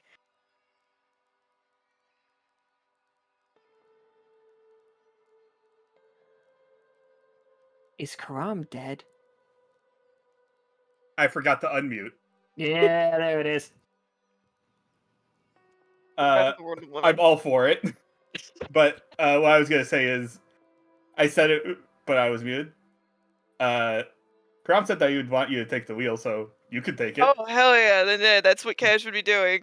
Karam would just be shooting at it, and then he'd notice all that. Next thing he knows, Karam's getting lurched back into the seat as he is taken the fuck off on that rock to ram into its chest. Cash, I know I said that you need to be a little more adventurous, but this isn't the time! Fuck it, we ball!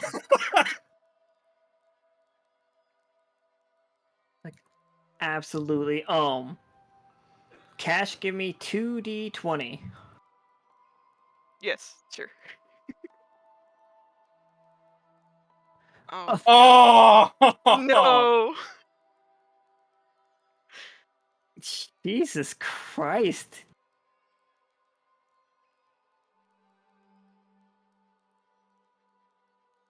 Dice have a fucked up sense of humor. So I want to say I'm sorry ahead of time that I had changed my mind to do the individual shots and I don't even need to roll, so none of that was necessary, and I'm It's, sorry. it's so much funnier, though. These two come bursting through the wall of this thing's body as the dreamsicle ends up upside down on the other side of this heart. You And guys, just like slowly, like it does the metal screech and the thunk, and the car is just slowly spinning upside down, and you just see Cash and Karam. Karam hey guys, just kicking the door open. you might want to back up. Pim's like already lined up, ready to go. The visor's down. Oh shit! Gun is already lighting up. I think Karam just tried to drag Cash out quickly. I will point out again, the dreamsicle is built like a damn tank. I think it's quite honestly safer to stay there than it is to leave. Yeah, but you're not, so move! Karam just Ah, looking at Cash, just shuts the door again. Shoot! And Pim's gonna let loose with her 9 individual shots for delirium trigger, which does 2 points of damage per shot, regardless of roll success. Absolutely. Are you aiming at the heart or like at the weird crow? Just so I So- like. I'm gonna split them. So I'm gonna shoot probably like a couple into the crow, and then the rest straight into the heart. Absolutely. Like, it is, the heart starts beating even faster and faster. And like the tar like pitch leaking out of the wounds in the heart, like slowly going down, becoming faces of other crow-like creatures, like slowly like getting to their feet, like dripping like a very pure amount of corruption. Some of them heading towards the car, the other ones heading towards your way. This thing is wounded significantly and is not doing great, but like not by any means.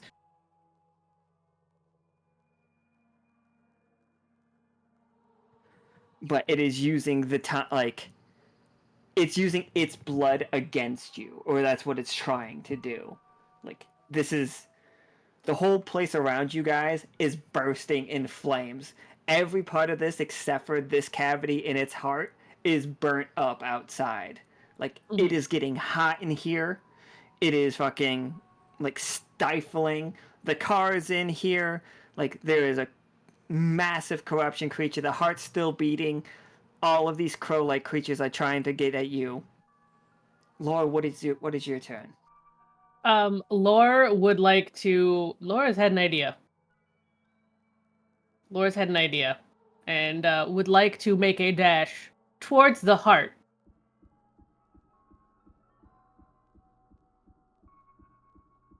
Like, past Absolutely. the birds, to the heart.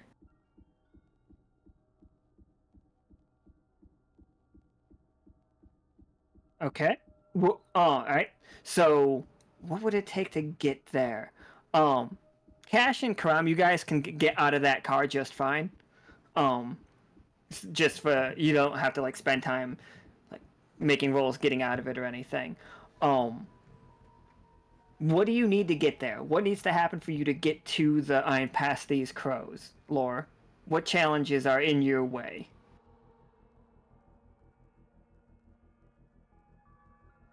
I mean, the biggest challenge is one just getting past the crows, because like they are coming towards the ones that have split off to this side, coming towards Laura and Pim specifically.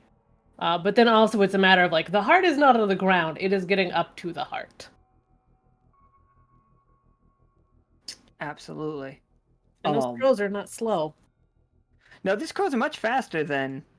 No, the car is still upside down, but let me flip the players and the characters right side up. You guys don't need to be upside down. I don't know why Cash is so much bigger than Karam. Karam, why are you so small? Huh.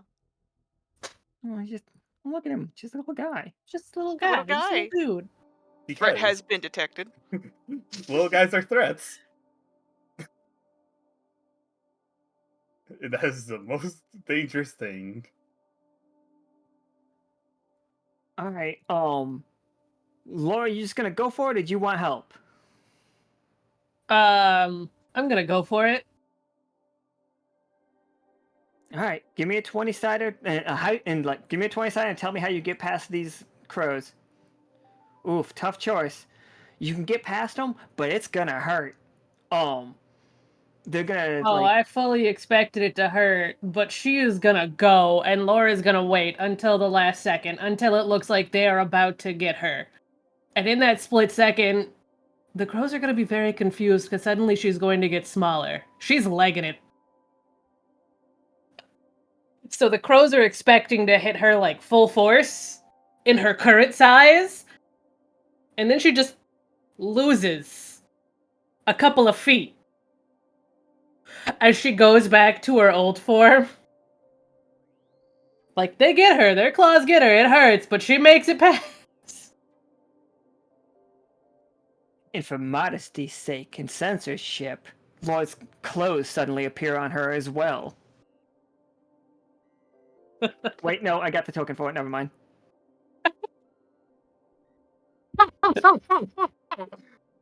No, that's if we weren't legging it up. If we really wanted to wiggle in there. Laura at her purest form.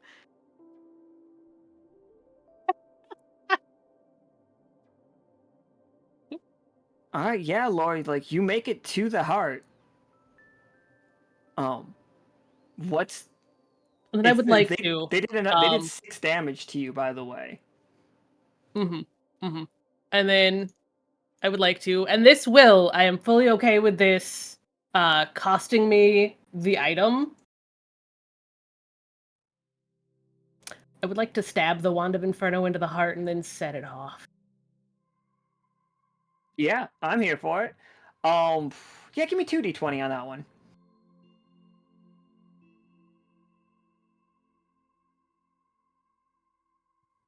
Absolutely. We see it. Like Cash, Caram, Pim, like as that goes in, like the little Real orb. quick, I'm gonna do something because you talked about how this area is made of coffins.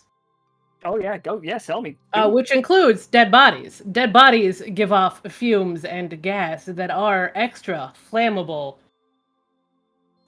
So because of that, the fire is a little bit more effective. So that's gonna become a 20. And this is also gonna hurt Laura, and she fully expected this. So I'm taking damage for this. But we're exploding the heart. Absolutely. So I can also play a kaboom card if you'd like. I have so many that I have not used, and I kind of want. Yeah, live your dream. Just fuck it. You want to blow it the hell up? Go for it. I am living my dream.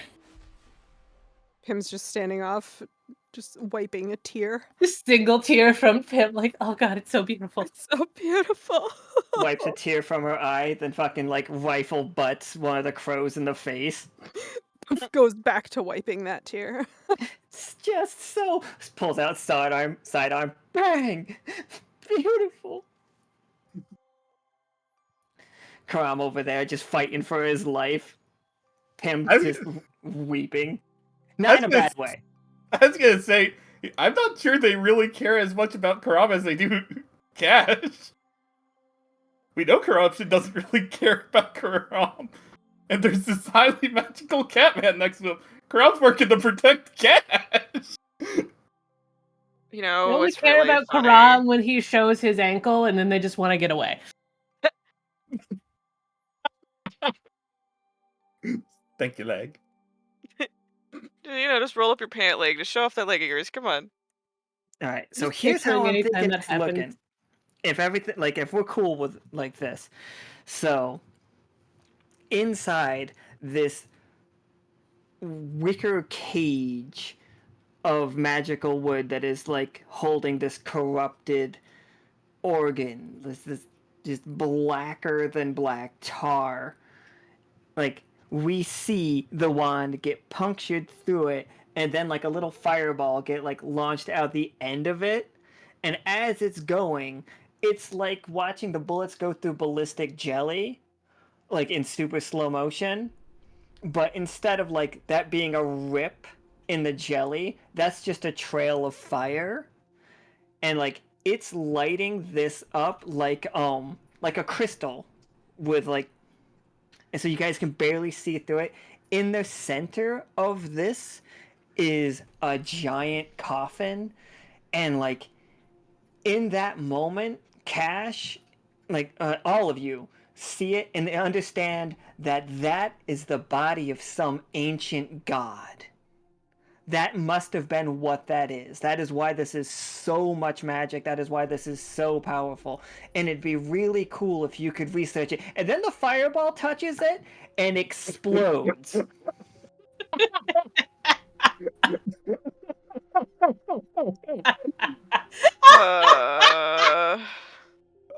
I'm gonna say this now. If War didn't do that, if I knew that was in there, there was a no knife going in that thing. And like now, you guys have, if this was a video game, it'd be fucking Crash Bandicoot style. Like the fire is coming from the screen, we are running towards the screen. How are we getting out of here before we all die?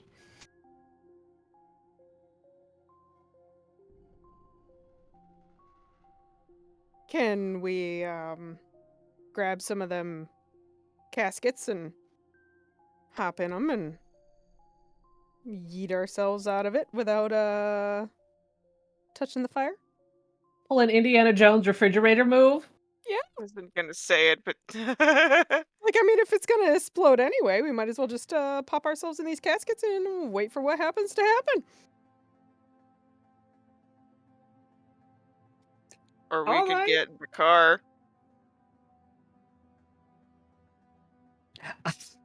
I love the concept that multiple times, like, it's just like, we could do this, there's no time, and they just slap. It's just like, we could just teleport there. Soki's like, we need to take the kites. It's like, we can just get in the car. And it's like, it's just Pim, like, pulling a body out of a coffin. No, we're good. And just closes the coffin on herself. Nope, I'm done with people making rational decisions for me. I'm getting in the fucking coffin. Honestly, if you didn't have the coffin idea, I was gonna say we could have Crabbert blow a hole for us. Oh, you guys have a hole. Yeah, we have a hole. You I guys am made a on the hole. way out. All right. Prepared to shoot out of this thing within also- the coffin. I'm doing it. I'm in it. Pim's already inside. Meanwhile, Pim's like, I'm going in the coffin. Laura's just like, I'm grabbing a coffin lid. I'm surfing this out. We're riding the wave.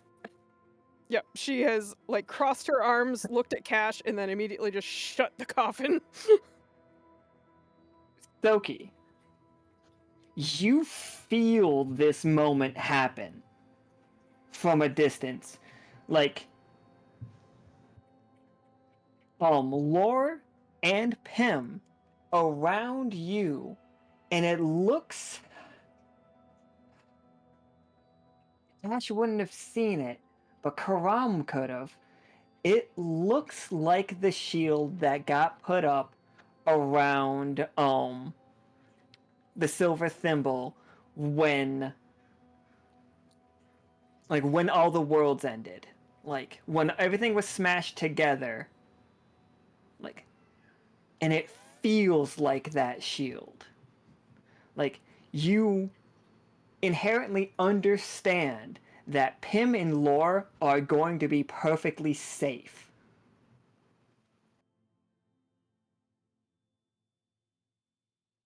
Hmm. Doki, that's gonna cost you 6 AP. Would you be willing to do that?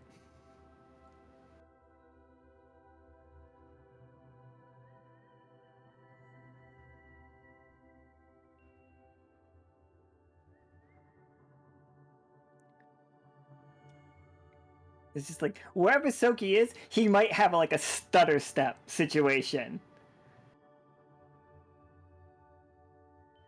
Alright, but Pim and Lore, you guys, for making the most adventurous choices, are safe.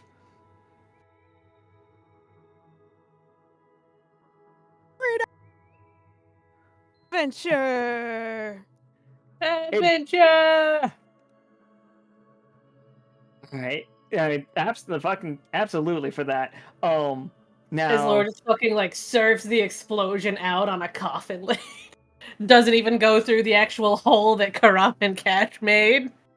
Pim's just enjoying the G-force inside of the coffin. Rom and Cash are also perfectly safe, but for different reasons, which is the fact that, like Cash has been saying this whole time, that thing's a fucking tank. It can take shit, for fuck's sake. It's just, I think the dreamsicle is just skipping across the ground. One of the few times Karam actually wears his seatbelt. Bold of you to assume it has seatbelts. Shit!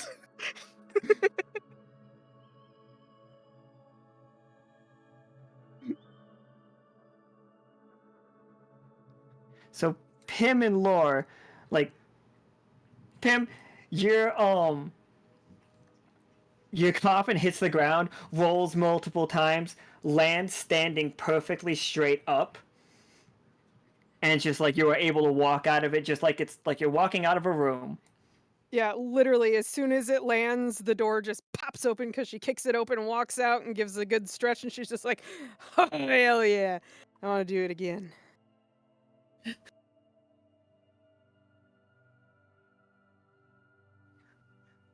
I think I have to give you two the blessing of adventure. Once a game, you two can turn any roll into a 13. As long as Soki is in the chat. If he's not there, Laura and Pim don't have access to it. But if we know Soki has his eyes on on you two, on either one of you, he can do it. Awesome. Neat. Thanks. Adventure! How'd the car land? I would think upside down. Man, More this than car just likes likely. being upside down. Well, if it's Time to, like install some skipping wheels on the across, roof. that it either is doing that like end over end thing, and then it ends up upside down.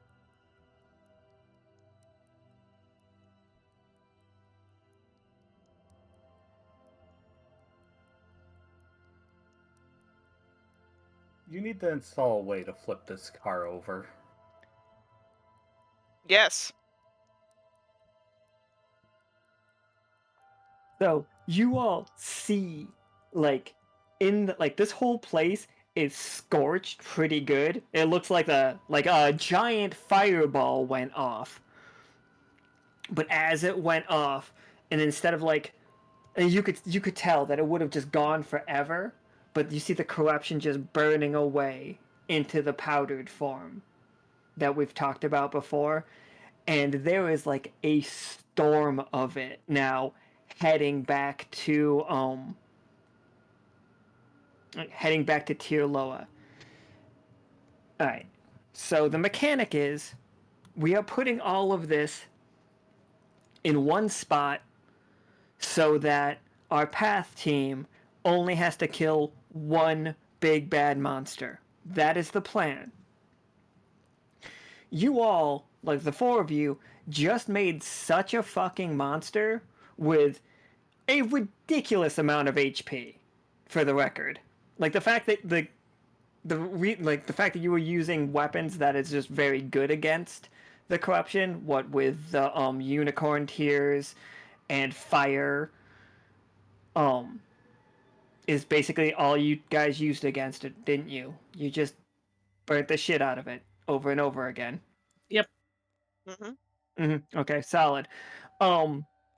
Like you guys managed to destroy it, but just for the record, this is the most HP thing I've thrown at you. Oh, hell yeah. Let's fucking go. We were parasites, Lore. We were parasites. Goddamn right. Extra wiggly. Also, I know I Right, just we lost gave him a one little thing, burning sensation. but I'm gonna play another card, and I would like to find. Is there a magical item here? Yeah, for sure. It's your coffin. What's your coffin do? Like what was in the coffin? What do we think it could have been? It could have been anything.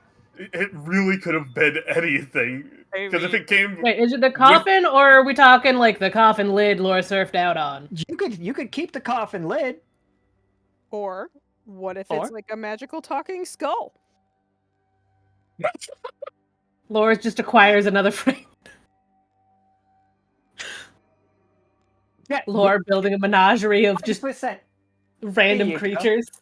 Like when you landed, you see on the ground, like and it looks like just a crow's skull, and like there are tons of crows, so that's it. But no, no, no, no, no, no. This skull is the skull that was in that coffin that you lit up. Everything else about it was destroyed, except for this big ass skull, big enough for you in your big girl form to wear it like a helmet. Wearing them on my head. Sick. You got a neat hat. Neat Figure out hat, what new that does friend. later. Wear your enemies, friends. Another Wear your buddy enemies. for Crabbert and Eerie and little Firefly. I don't think it's sentient, but it could be, I suppose. But I don't think so.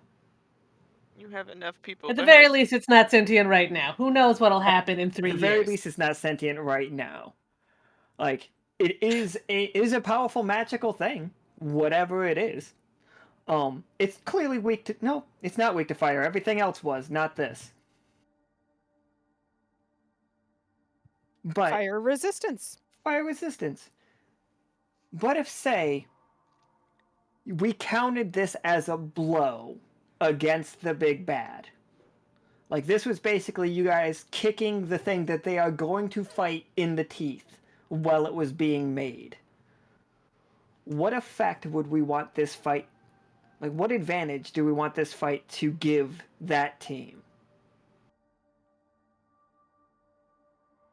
Like, is the creature slower now because of this?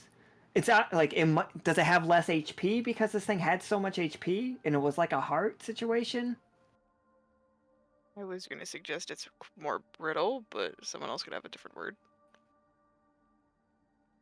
Yeah, maybe that's it. I mean, it could be an HP thing. Like, it's just weaker in general because we killed something so strong that had so much HP. So it could be either it's HP or something about it is frail. I think HP makes sense because not only did we destroy this, we probably destroyed a good bit of the corruption that was used to make it.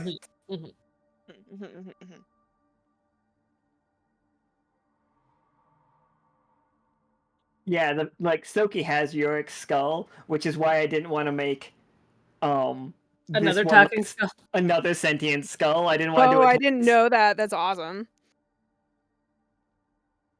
Yeah, he got it from his treasure. So yeah, less HP, brittle, fragile. I think it's just even weaker to fire. Even I more think- flammable. Yeah, I think fire has become the way we deal with corruption at this point. Like, it started being set into place by by Vatna, and now it's just absolutely corruption burns like crazy, which means we do have to be careful when fighting it. But going forward, fire will do, instead of twice as much damage, it'll be 3 times as much damage. Neat. I'm going to Nice. report back that everyone needs to start taking wet towels with them on missions, just in case. Don't forget your towel. It's just to, like, to keep themselves clean in case they get the corruption on them. Is that your... No, a wet towel in case they start to, like, light themselves ablaze. To put out the fire on them. To put themselves out. Gotta Wet smother the Sorry. fire. Sorry, guys. Smothered- Library's corrupted. Oh no! Oh no! Our library's corrupted! I Oh, no, wonder but what yeah. the Wander Oh, yeah. crew will do! We don't need to do a I lock wonder stitch how we welcome will for the love handle of this God. now. No, just forget about it. It's fine. Like, you know what I really love the fact of you all, like, let's move to the map, like, deciding, showing me that your willingness to burn things down, is look at the other places that we know we're gonna deal with. I mean, just real quick, I don't, like, is anything, like, does anything look flammable in this area? Like, Gaia's Garden and, Yoke is right there. Also, clearly, the Silver Thimble. That is... Mhm. Alright, that... In the middle of a town in Bone Meal? Yeah, like dry docks and bone meal. Emphasis on dry. Indeed, indeed. Why the fuck are we like this? Well, just gotta work on ways to contain the fire. Figure it out.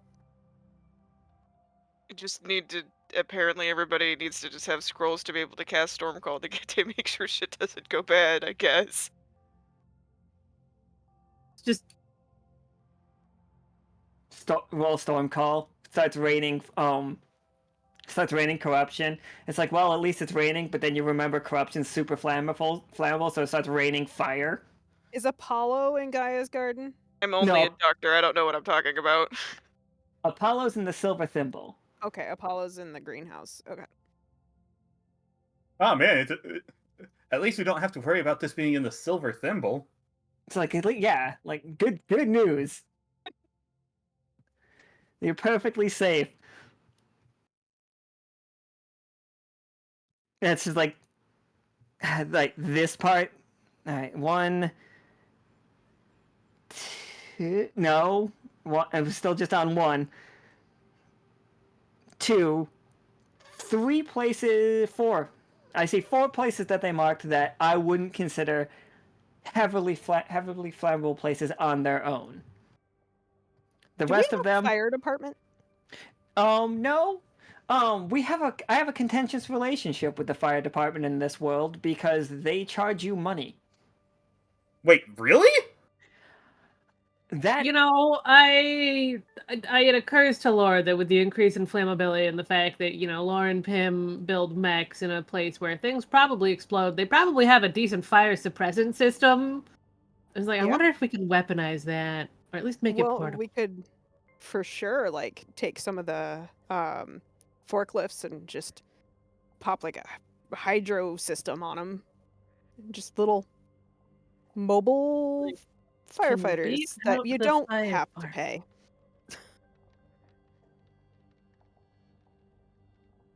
it's not like full lore of the world or anything. Like there's no like one set fire department. I don't. And the Silver Thimble probably has one because like you guys are a modern city, like in the scheme of things. But yeah, like Yoke has like the Bucket Brigade. It's like they're very like high fantasy, like, but also they've got water mages, so they could take care of their own fires. I'm not saying that like any of the places that you guys go don't have ways of handling fire, not like the cities. Gaia's Garden, though. Gaia's Garden is just a big bunch of plant life that we're gonna burn down. Shame for whoever's game leads them there. Yeah, shame. Shame, real shame. But Real you know you can shame. get rid of the corruption if you just burn the whole place down. I'm so glad that we became a part of this world only to quickly burn it down. Let's go. We cement our place in the world. All right, time to burn everything. This is how we say hi. But yeah, absolutely. It's a cultural greeting. No. I think that's like as the main character energy group is walking down the path, they can see the cloud of the corruption that is coming back from you all, and that gets pulled into the mushrooms surrounding them, like the ones closest to the path. And like you guys, they see it basically dripping like the tar of the heart, like hissing as it gets here, and like they can see the fact that you have dealt a mighty blow. Also, now we don't have a crow problem in the wields anymore.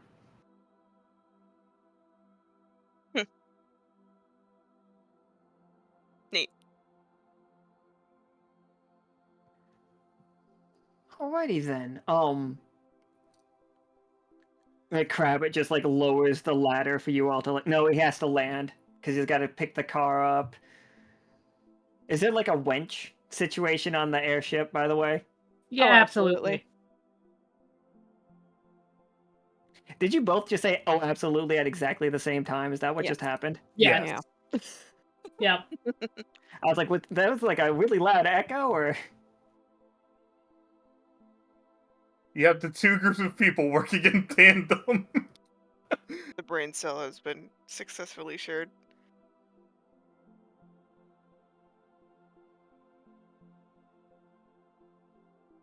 You gotta drag Shiva back over there for repairs. It's just like, I don't know why I'm doing this. Like, we could. This is an unnecessary part of the game, but this is fun to me. So let me have my joy. It's part of the production value. Whatever know- makes you happy. This is for 'Cause I you f- too. Because I figured this a bit ago because I think it's personally funny too. That the moment that Cash gets onto the airship, he's gonna cast sleep on himself with just exactly 2 AP and then wake up like an hour later totally fine.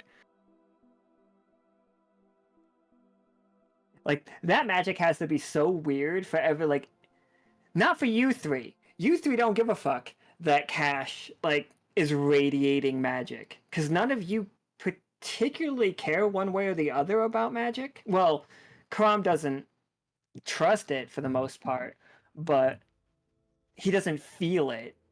Like, because for some people, I think Cash is, like, I think everybody can get used to it. At no point do I think you can't get used to Cash and you can't enjoy Cash's company. But it is definitely a jarring moment if you are sensitive to magic. As I don't know if Laura and Pim are aware, do you know what's going on with Cash? Currently? No. Cash received a blood transfusion where Cash no longer has blood, Cash only has magic. 16 AP. The hell you say? That's kind of dope. Yep. Neat. Yep, and Pim wouldn't care. Pim is not magic mean- sensitive anyway. Considering what Laura has dealt with so far. Also, Cash doesn't cast a shadow, which is also kind of weird for some people. I missed my dog. But also I think, like, yeah, those of us here know. We're good. We get it. He was a good boy. Sad. But yeah, that's a really good style. Like, so far, we're doing really good against the monsters that we are going up against, and that's what I want to show. I want to show you guys kicking things asses. That's what I want. And you fucking wrecked that thing hard. I need everybody to know. I don't know about it. Everybody, but did any of us even take any damage? I did. Oh yeah, you did blow yourself up. I A little did. bit. It's fine. There's Like, I medical took supplies in the 6 back of the damage hearse. from the crows, and then I blew myself up. It's fine. I can arrange a spa day. Can I go? Yes. Day I off, day off, day off. I get the strange feeling this ship isn't making it back to the thimble quite yet. Well, we gotta pass the spa. I mean, are you really going gotta. to deny some pampering, Karam? Points at his leg. I was gonna say, Crom can't go. Karam's not allowed. He's not allowed in the Karam water. goes to the Headed. non-magical spa. There's just a second separate spa off to the side that's filled with normal water. Yeah, we'll just get him a Kiddie pool barrel of hot size? water. I thought like you were gonna say like grosser water for some reason. Like in my head, I like was just thinking like this is the magical pool, and he's got the lobster sauce pool, Oh. the fucking like garbage water. Yeah, what does happen to Cash when he gets into that water? Into the good water? I think it feels great. Okay. Sure, I'm It's more magical than you are, which is wild. Yeah, Karam's Karam just in a still little inflatable enjoys- pool on the side. Yeah, he still deserves a nice relaxing day, so we'll just bring him along and give him a kiddie pool full of hot water. I think Caram would just kind of enjoy just sitting down and just relaxing. How about a Fair. massage? Those Not from relaxing me. massages, get pampered. We all get, we all get little drinks with little umbrellas in them. Karam umbrellas! Were you just yelling at Karam to get umbrellas? No, I said Karam umbrellas! Like, exciting! Look! Look! Umbrellas! Yeah, I think Caram's just relaxing.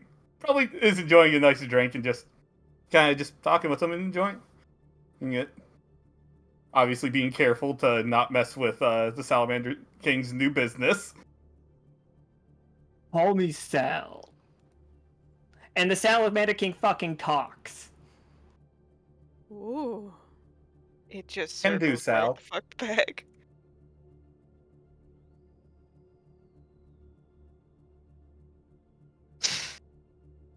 Whoa. 1 second. There we go. It's hard to keep up with production value sometimes. The logo makes it. Fish Tinger approved kiddie pool just for Karam. I think Caram just lifts up his drink. To your future fortune, Sal. Sal like holds up a martini glass the size of your kiddie pool. Yeah, all right. That's a fun place to end. Love it. Spa day, finally. Just ends in a spa day. We just The did idea work. of Karam in a kiddie pool. Now- is- I was gonna say now Pam understands why Laura was gone for a month. You're gonna have to take me back, kicking and screaming.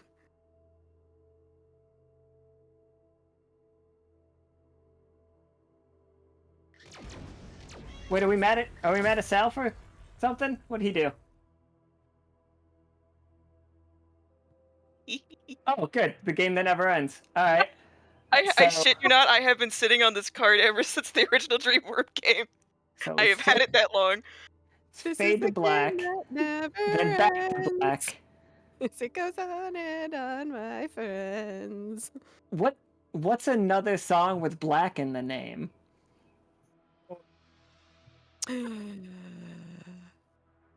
Ooh. We could workshop this. We can crowdsource. Black, black, black, black, number one. If it was black I mean, number there's 3, painted black. we did name a game Painted Black once before, though. We'll come up with this one. We Like don't I have said, to. like I said, we'll crowdsource it. There's enough. We got enough Yeah. people. Back in Black is pretty good. Black. Only if we can find a instrumental, safe to use version of it to blare at the beginning of our next episode. Legally distinct Back in Black. Yep. What did I name that one band that's a cover band? It was just like, it was 4 letters, but it wasn't AC/DC. It was something like a joke like that. I gotta go back and watch that game. It was forever ago. Black Ooh, Betty. Black Betty. Oh, I Black love Black Betty. Betty. There's also Black Velvet. It's a good song. Black Hole Sun. Black Hole It has a Sun. whole lot more implications in terms of this universe, but alright. The sun's a Black Magic Woman, D100, also in case good. anybody's wondering. We don't The we don't one have part one of it is a black sun hole. with 2 percentiles that just keep going around each other.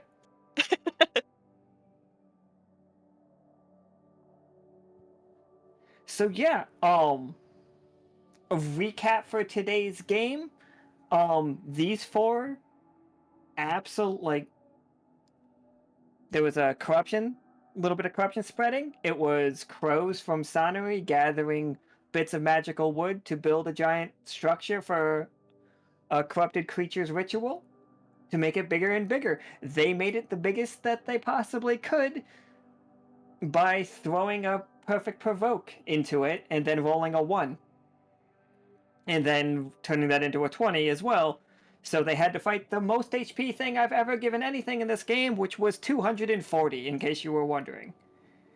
Jesus. Jesus Christ, what? You guys kept hitting it with magic, like magic killing stuff. So Lots of everything you were fire. doing was doing like, especially like when Caram rolled a 13, which doubled the damage. Unicorn tears are very bad for corruption because it kills AP. And what is corruption? It's just corrupted magic. So that one attack was 80 damage. Holy shit. Let's go. Oh yeah, did I ever get that gun back? I think I'll have to say yes. I would like that. I feels like a thing that you would go and do. Like if we had let that thing get away, then Oh yeah, not a chance. you I would have would. lost it.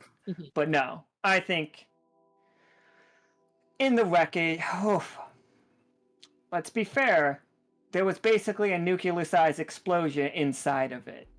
But it was in the hand.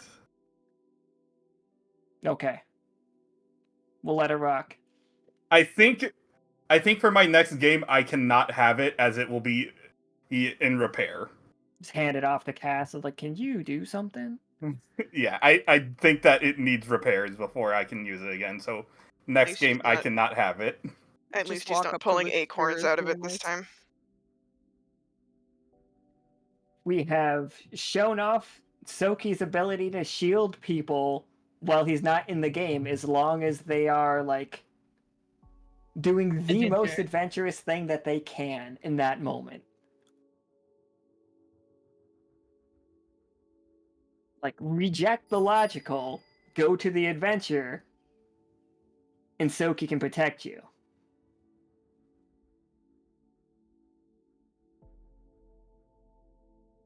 I love that, by the way. Thank you, Soki. Yeah. And then Lore finally used her fucking like fireball wand. Finally used my wand of war crimes and destroyed it in the process, but worth. I made a new friend. I know he's not sentient, but I'm still probably going to talk to him like he's sentient.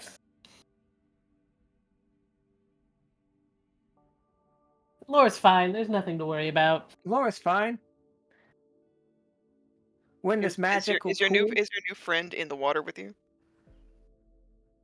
Yes. Lore, I do think, just for the record, the more time you spend at this spa, the more time like Lore soaks her like fishness in this spot, like the bigger you get. I'm Like, okay with this. It's almost imperceptible, but like we all hung out with Lore yesterday, and today she's feeling just a like maybe half an inch taller. We're gonna need a bigger spa. Like,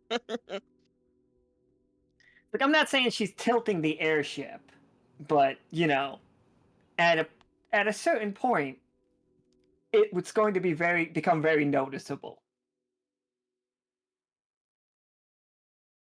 I'm thinking like She-Hulk size. How big is Lore like right now? Let's see, because when was originally this form was 8 feet, so what, like after the month, maybe 3 more inches in total? All right, yeah. So 3, like 4. that's fine. I would say in this situation, this is a situation very similar to Clovis, where we could play with the size a little bit more. Like you're allowed to go above 10 feet at some point. I'm Okay. Or Woman? above the 8 foot. Yeah. It was supposed to be anywhere between 3 and 8 feet. I think very similar to the way that we play with all of the rules. Lore is fine to get bigger. Also, I would like it noted I'm going to have this skull fashioned into a pauldron, so Laura will be wearing it on one shoulder at all times. Because What that's is just with gonna look all of sick. you in pauldrons all of a sudden? What else am I gonna do with a really sick looking, like, god bird skull? Like, I don't playing have this any game- pockets, how am I gonna carry it around? Playing this game for years, like everybody like asking everybody what their characters look like and stuff. They explain their characters, and it's just like sometimes they want like a shoulder cape, like Katori wanted the shoulder cape and stuff, and it's like, all right, cool, awesome. And that now this season it's just like we want pauldrons. All of us. I want a scorpion head pauldron. I want a pirate first mate pauldron. I want a crow skull pauldron. Okay, but have you considered also I could have this worked onto the red cap cape that I have? I'm absolutely for it. I just like the fact that at some point in hit like is that what happened, Caustic? Is it I bring is a fashion setter? Yes. My bad. I asked Alan, the it's just in right now. Okay. Oh my god. I you asked the don't foxes. understand. I was wrong. The only one in this world that knows fashion is just I bring. And literally everybody's just like, oh, pauldron. That seems great. They not for no reason, not totally a bias to the fact that yes, that is accurate. Okay. Well, this is it. Yep. I didn't know. Turns out. So Laura also following the Oracle theme. Bigger. Bigger. Bigger. Bigger. It's like, so, because how many people did make pauldrons? Like, we've got Lore, Amon, Katori, and I thought somebody else made a pauldron, but Mm-hmm. Oh, hey, that reminds me, since you said Oracle, I keep meaning to play one of these cards for myself. oh, yeah, you can play an Oracle. I'll get that to you for your next game for sure. I have, had 5 of them, now I have 4. Absolutely, yeah. I like doing the Oracles.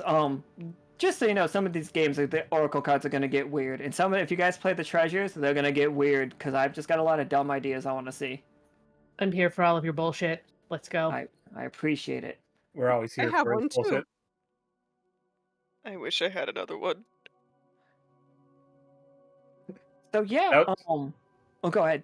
Oh, I was just gonna say that was my first and only one and I played it for cash. Much appreciated. Yeah, it was just what I wanted you guys to do was make it the big as you could and fight as big as it can get. Bigger. Bigger. Bigger. Bigger. Bigger. Also, lore, bigger. On theme. Bigger and larger. Ew. Beast wife. Fishwife. The stream can't see it, but we're all still on the scene at the spa on the Roll20, so that's like the last scene for me as it fades to black. And thank you all. We're playing again tomorrow at normal times, and we're also playing on Monday. We are going to try to get the schedule out to you guys by this weekend. It's just we're tired. We're tired, and Fallout 76 is so much fun. That's the problem. If that game wasn't goddamn so much fun. All right. Do we have anything else to say, Nika? All right. So thank you guys for playing. You guys did fucking great. You just absolutely killed it, literally. Thank you. Oh, yeah. Yay. All right. Goodbye forever. Bye forever. Bye forever. Bye forever. Bye. Forever.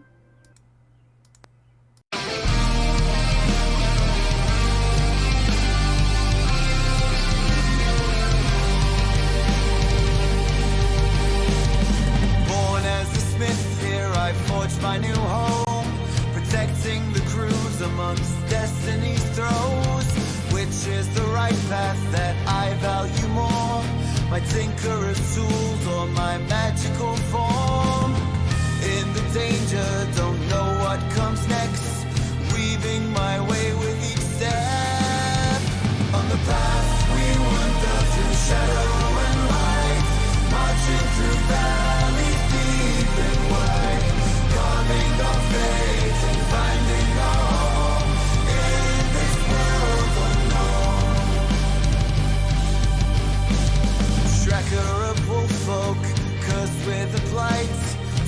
embrace the darkness or chase the moonlight. Loyalty binds me to all I hold dear. Eager to help, I'll embrace every fear. In the danger, don't know what comes next. Weaving my way with each step.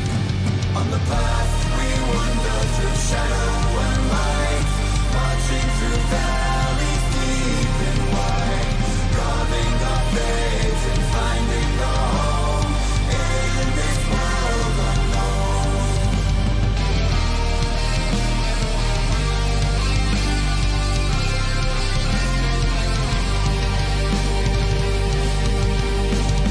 Bound to ceramic, a ghost of what was.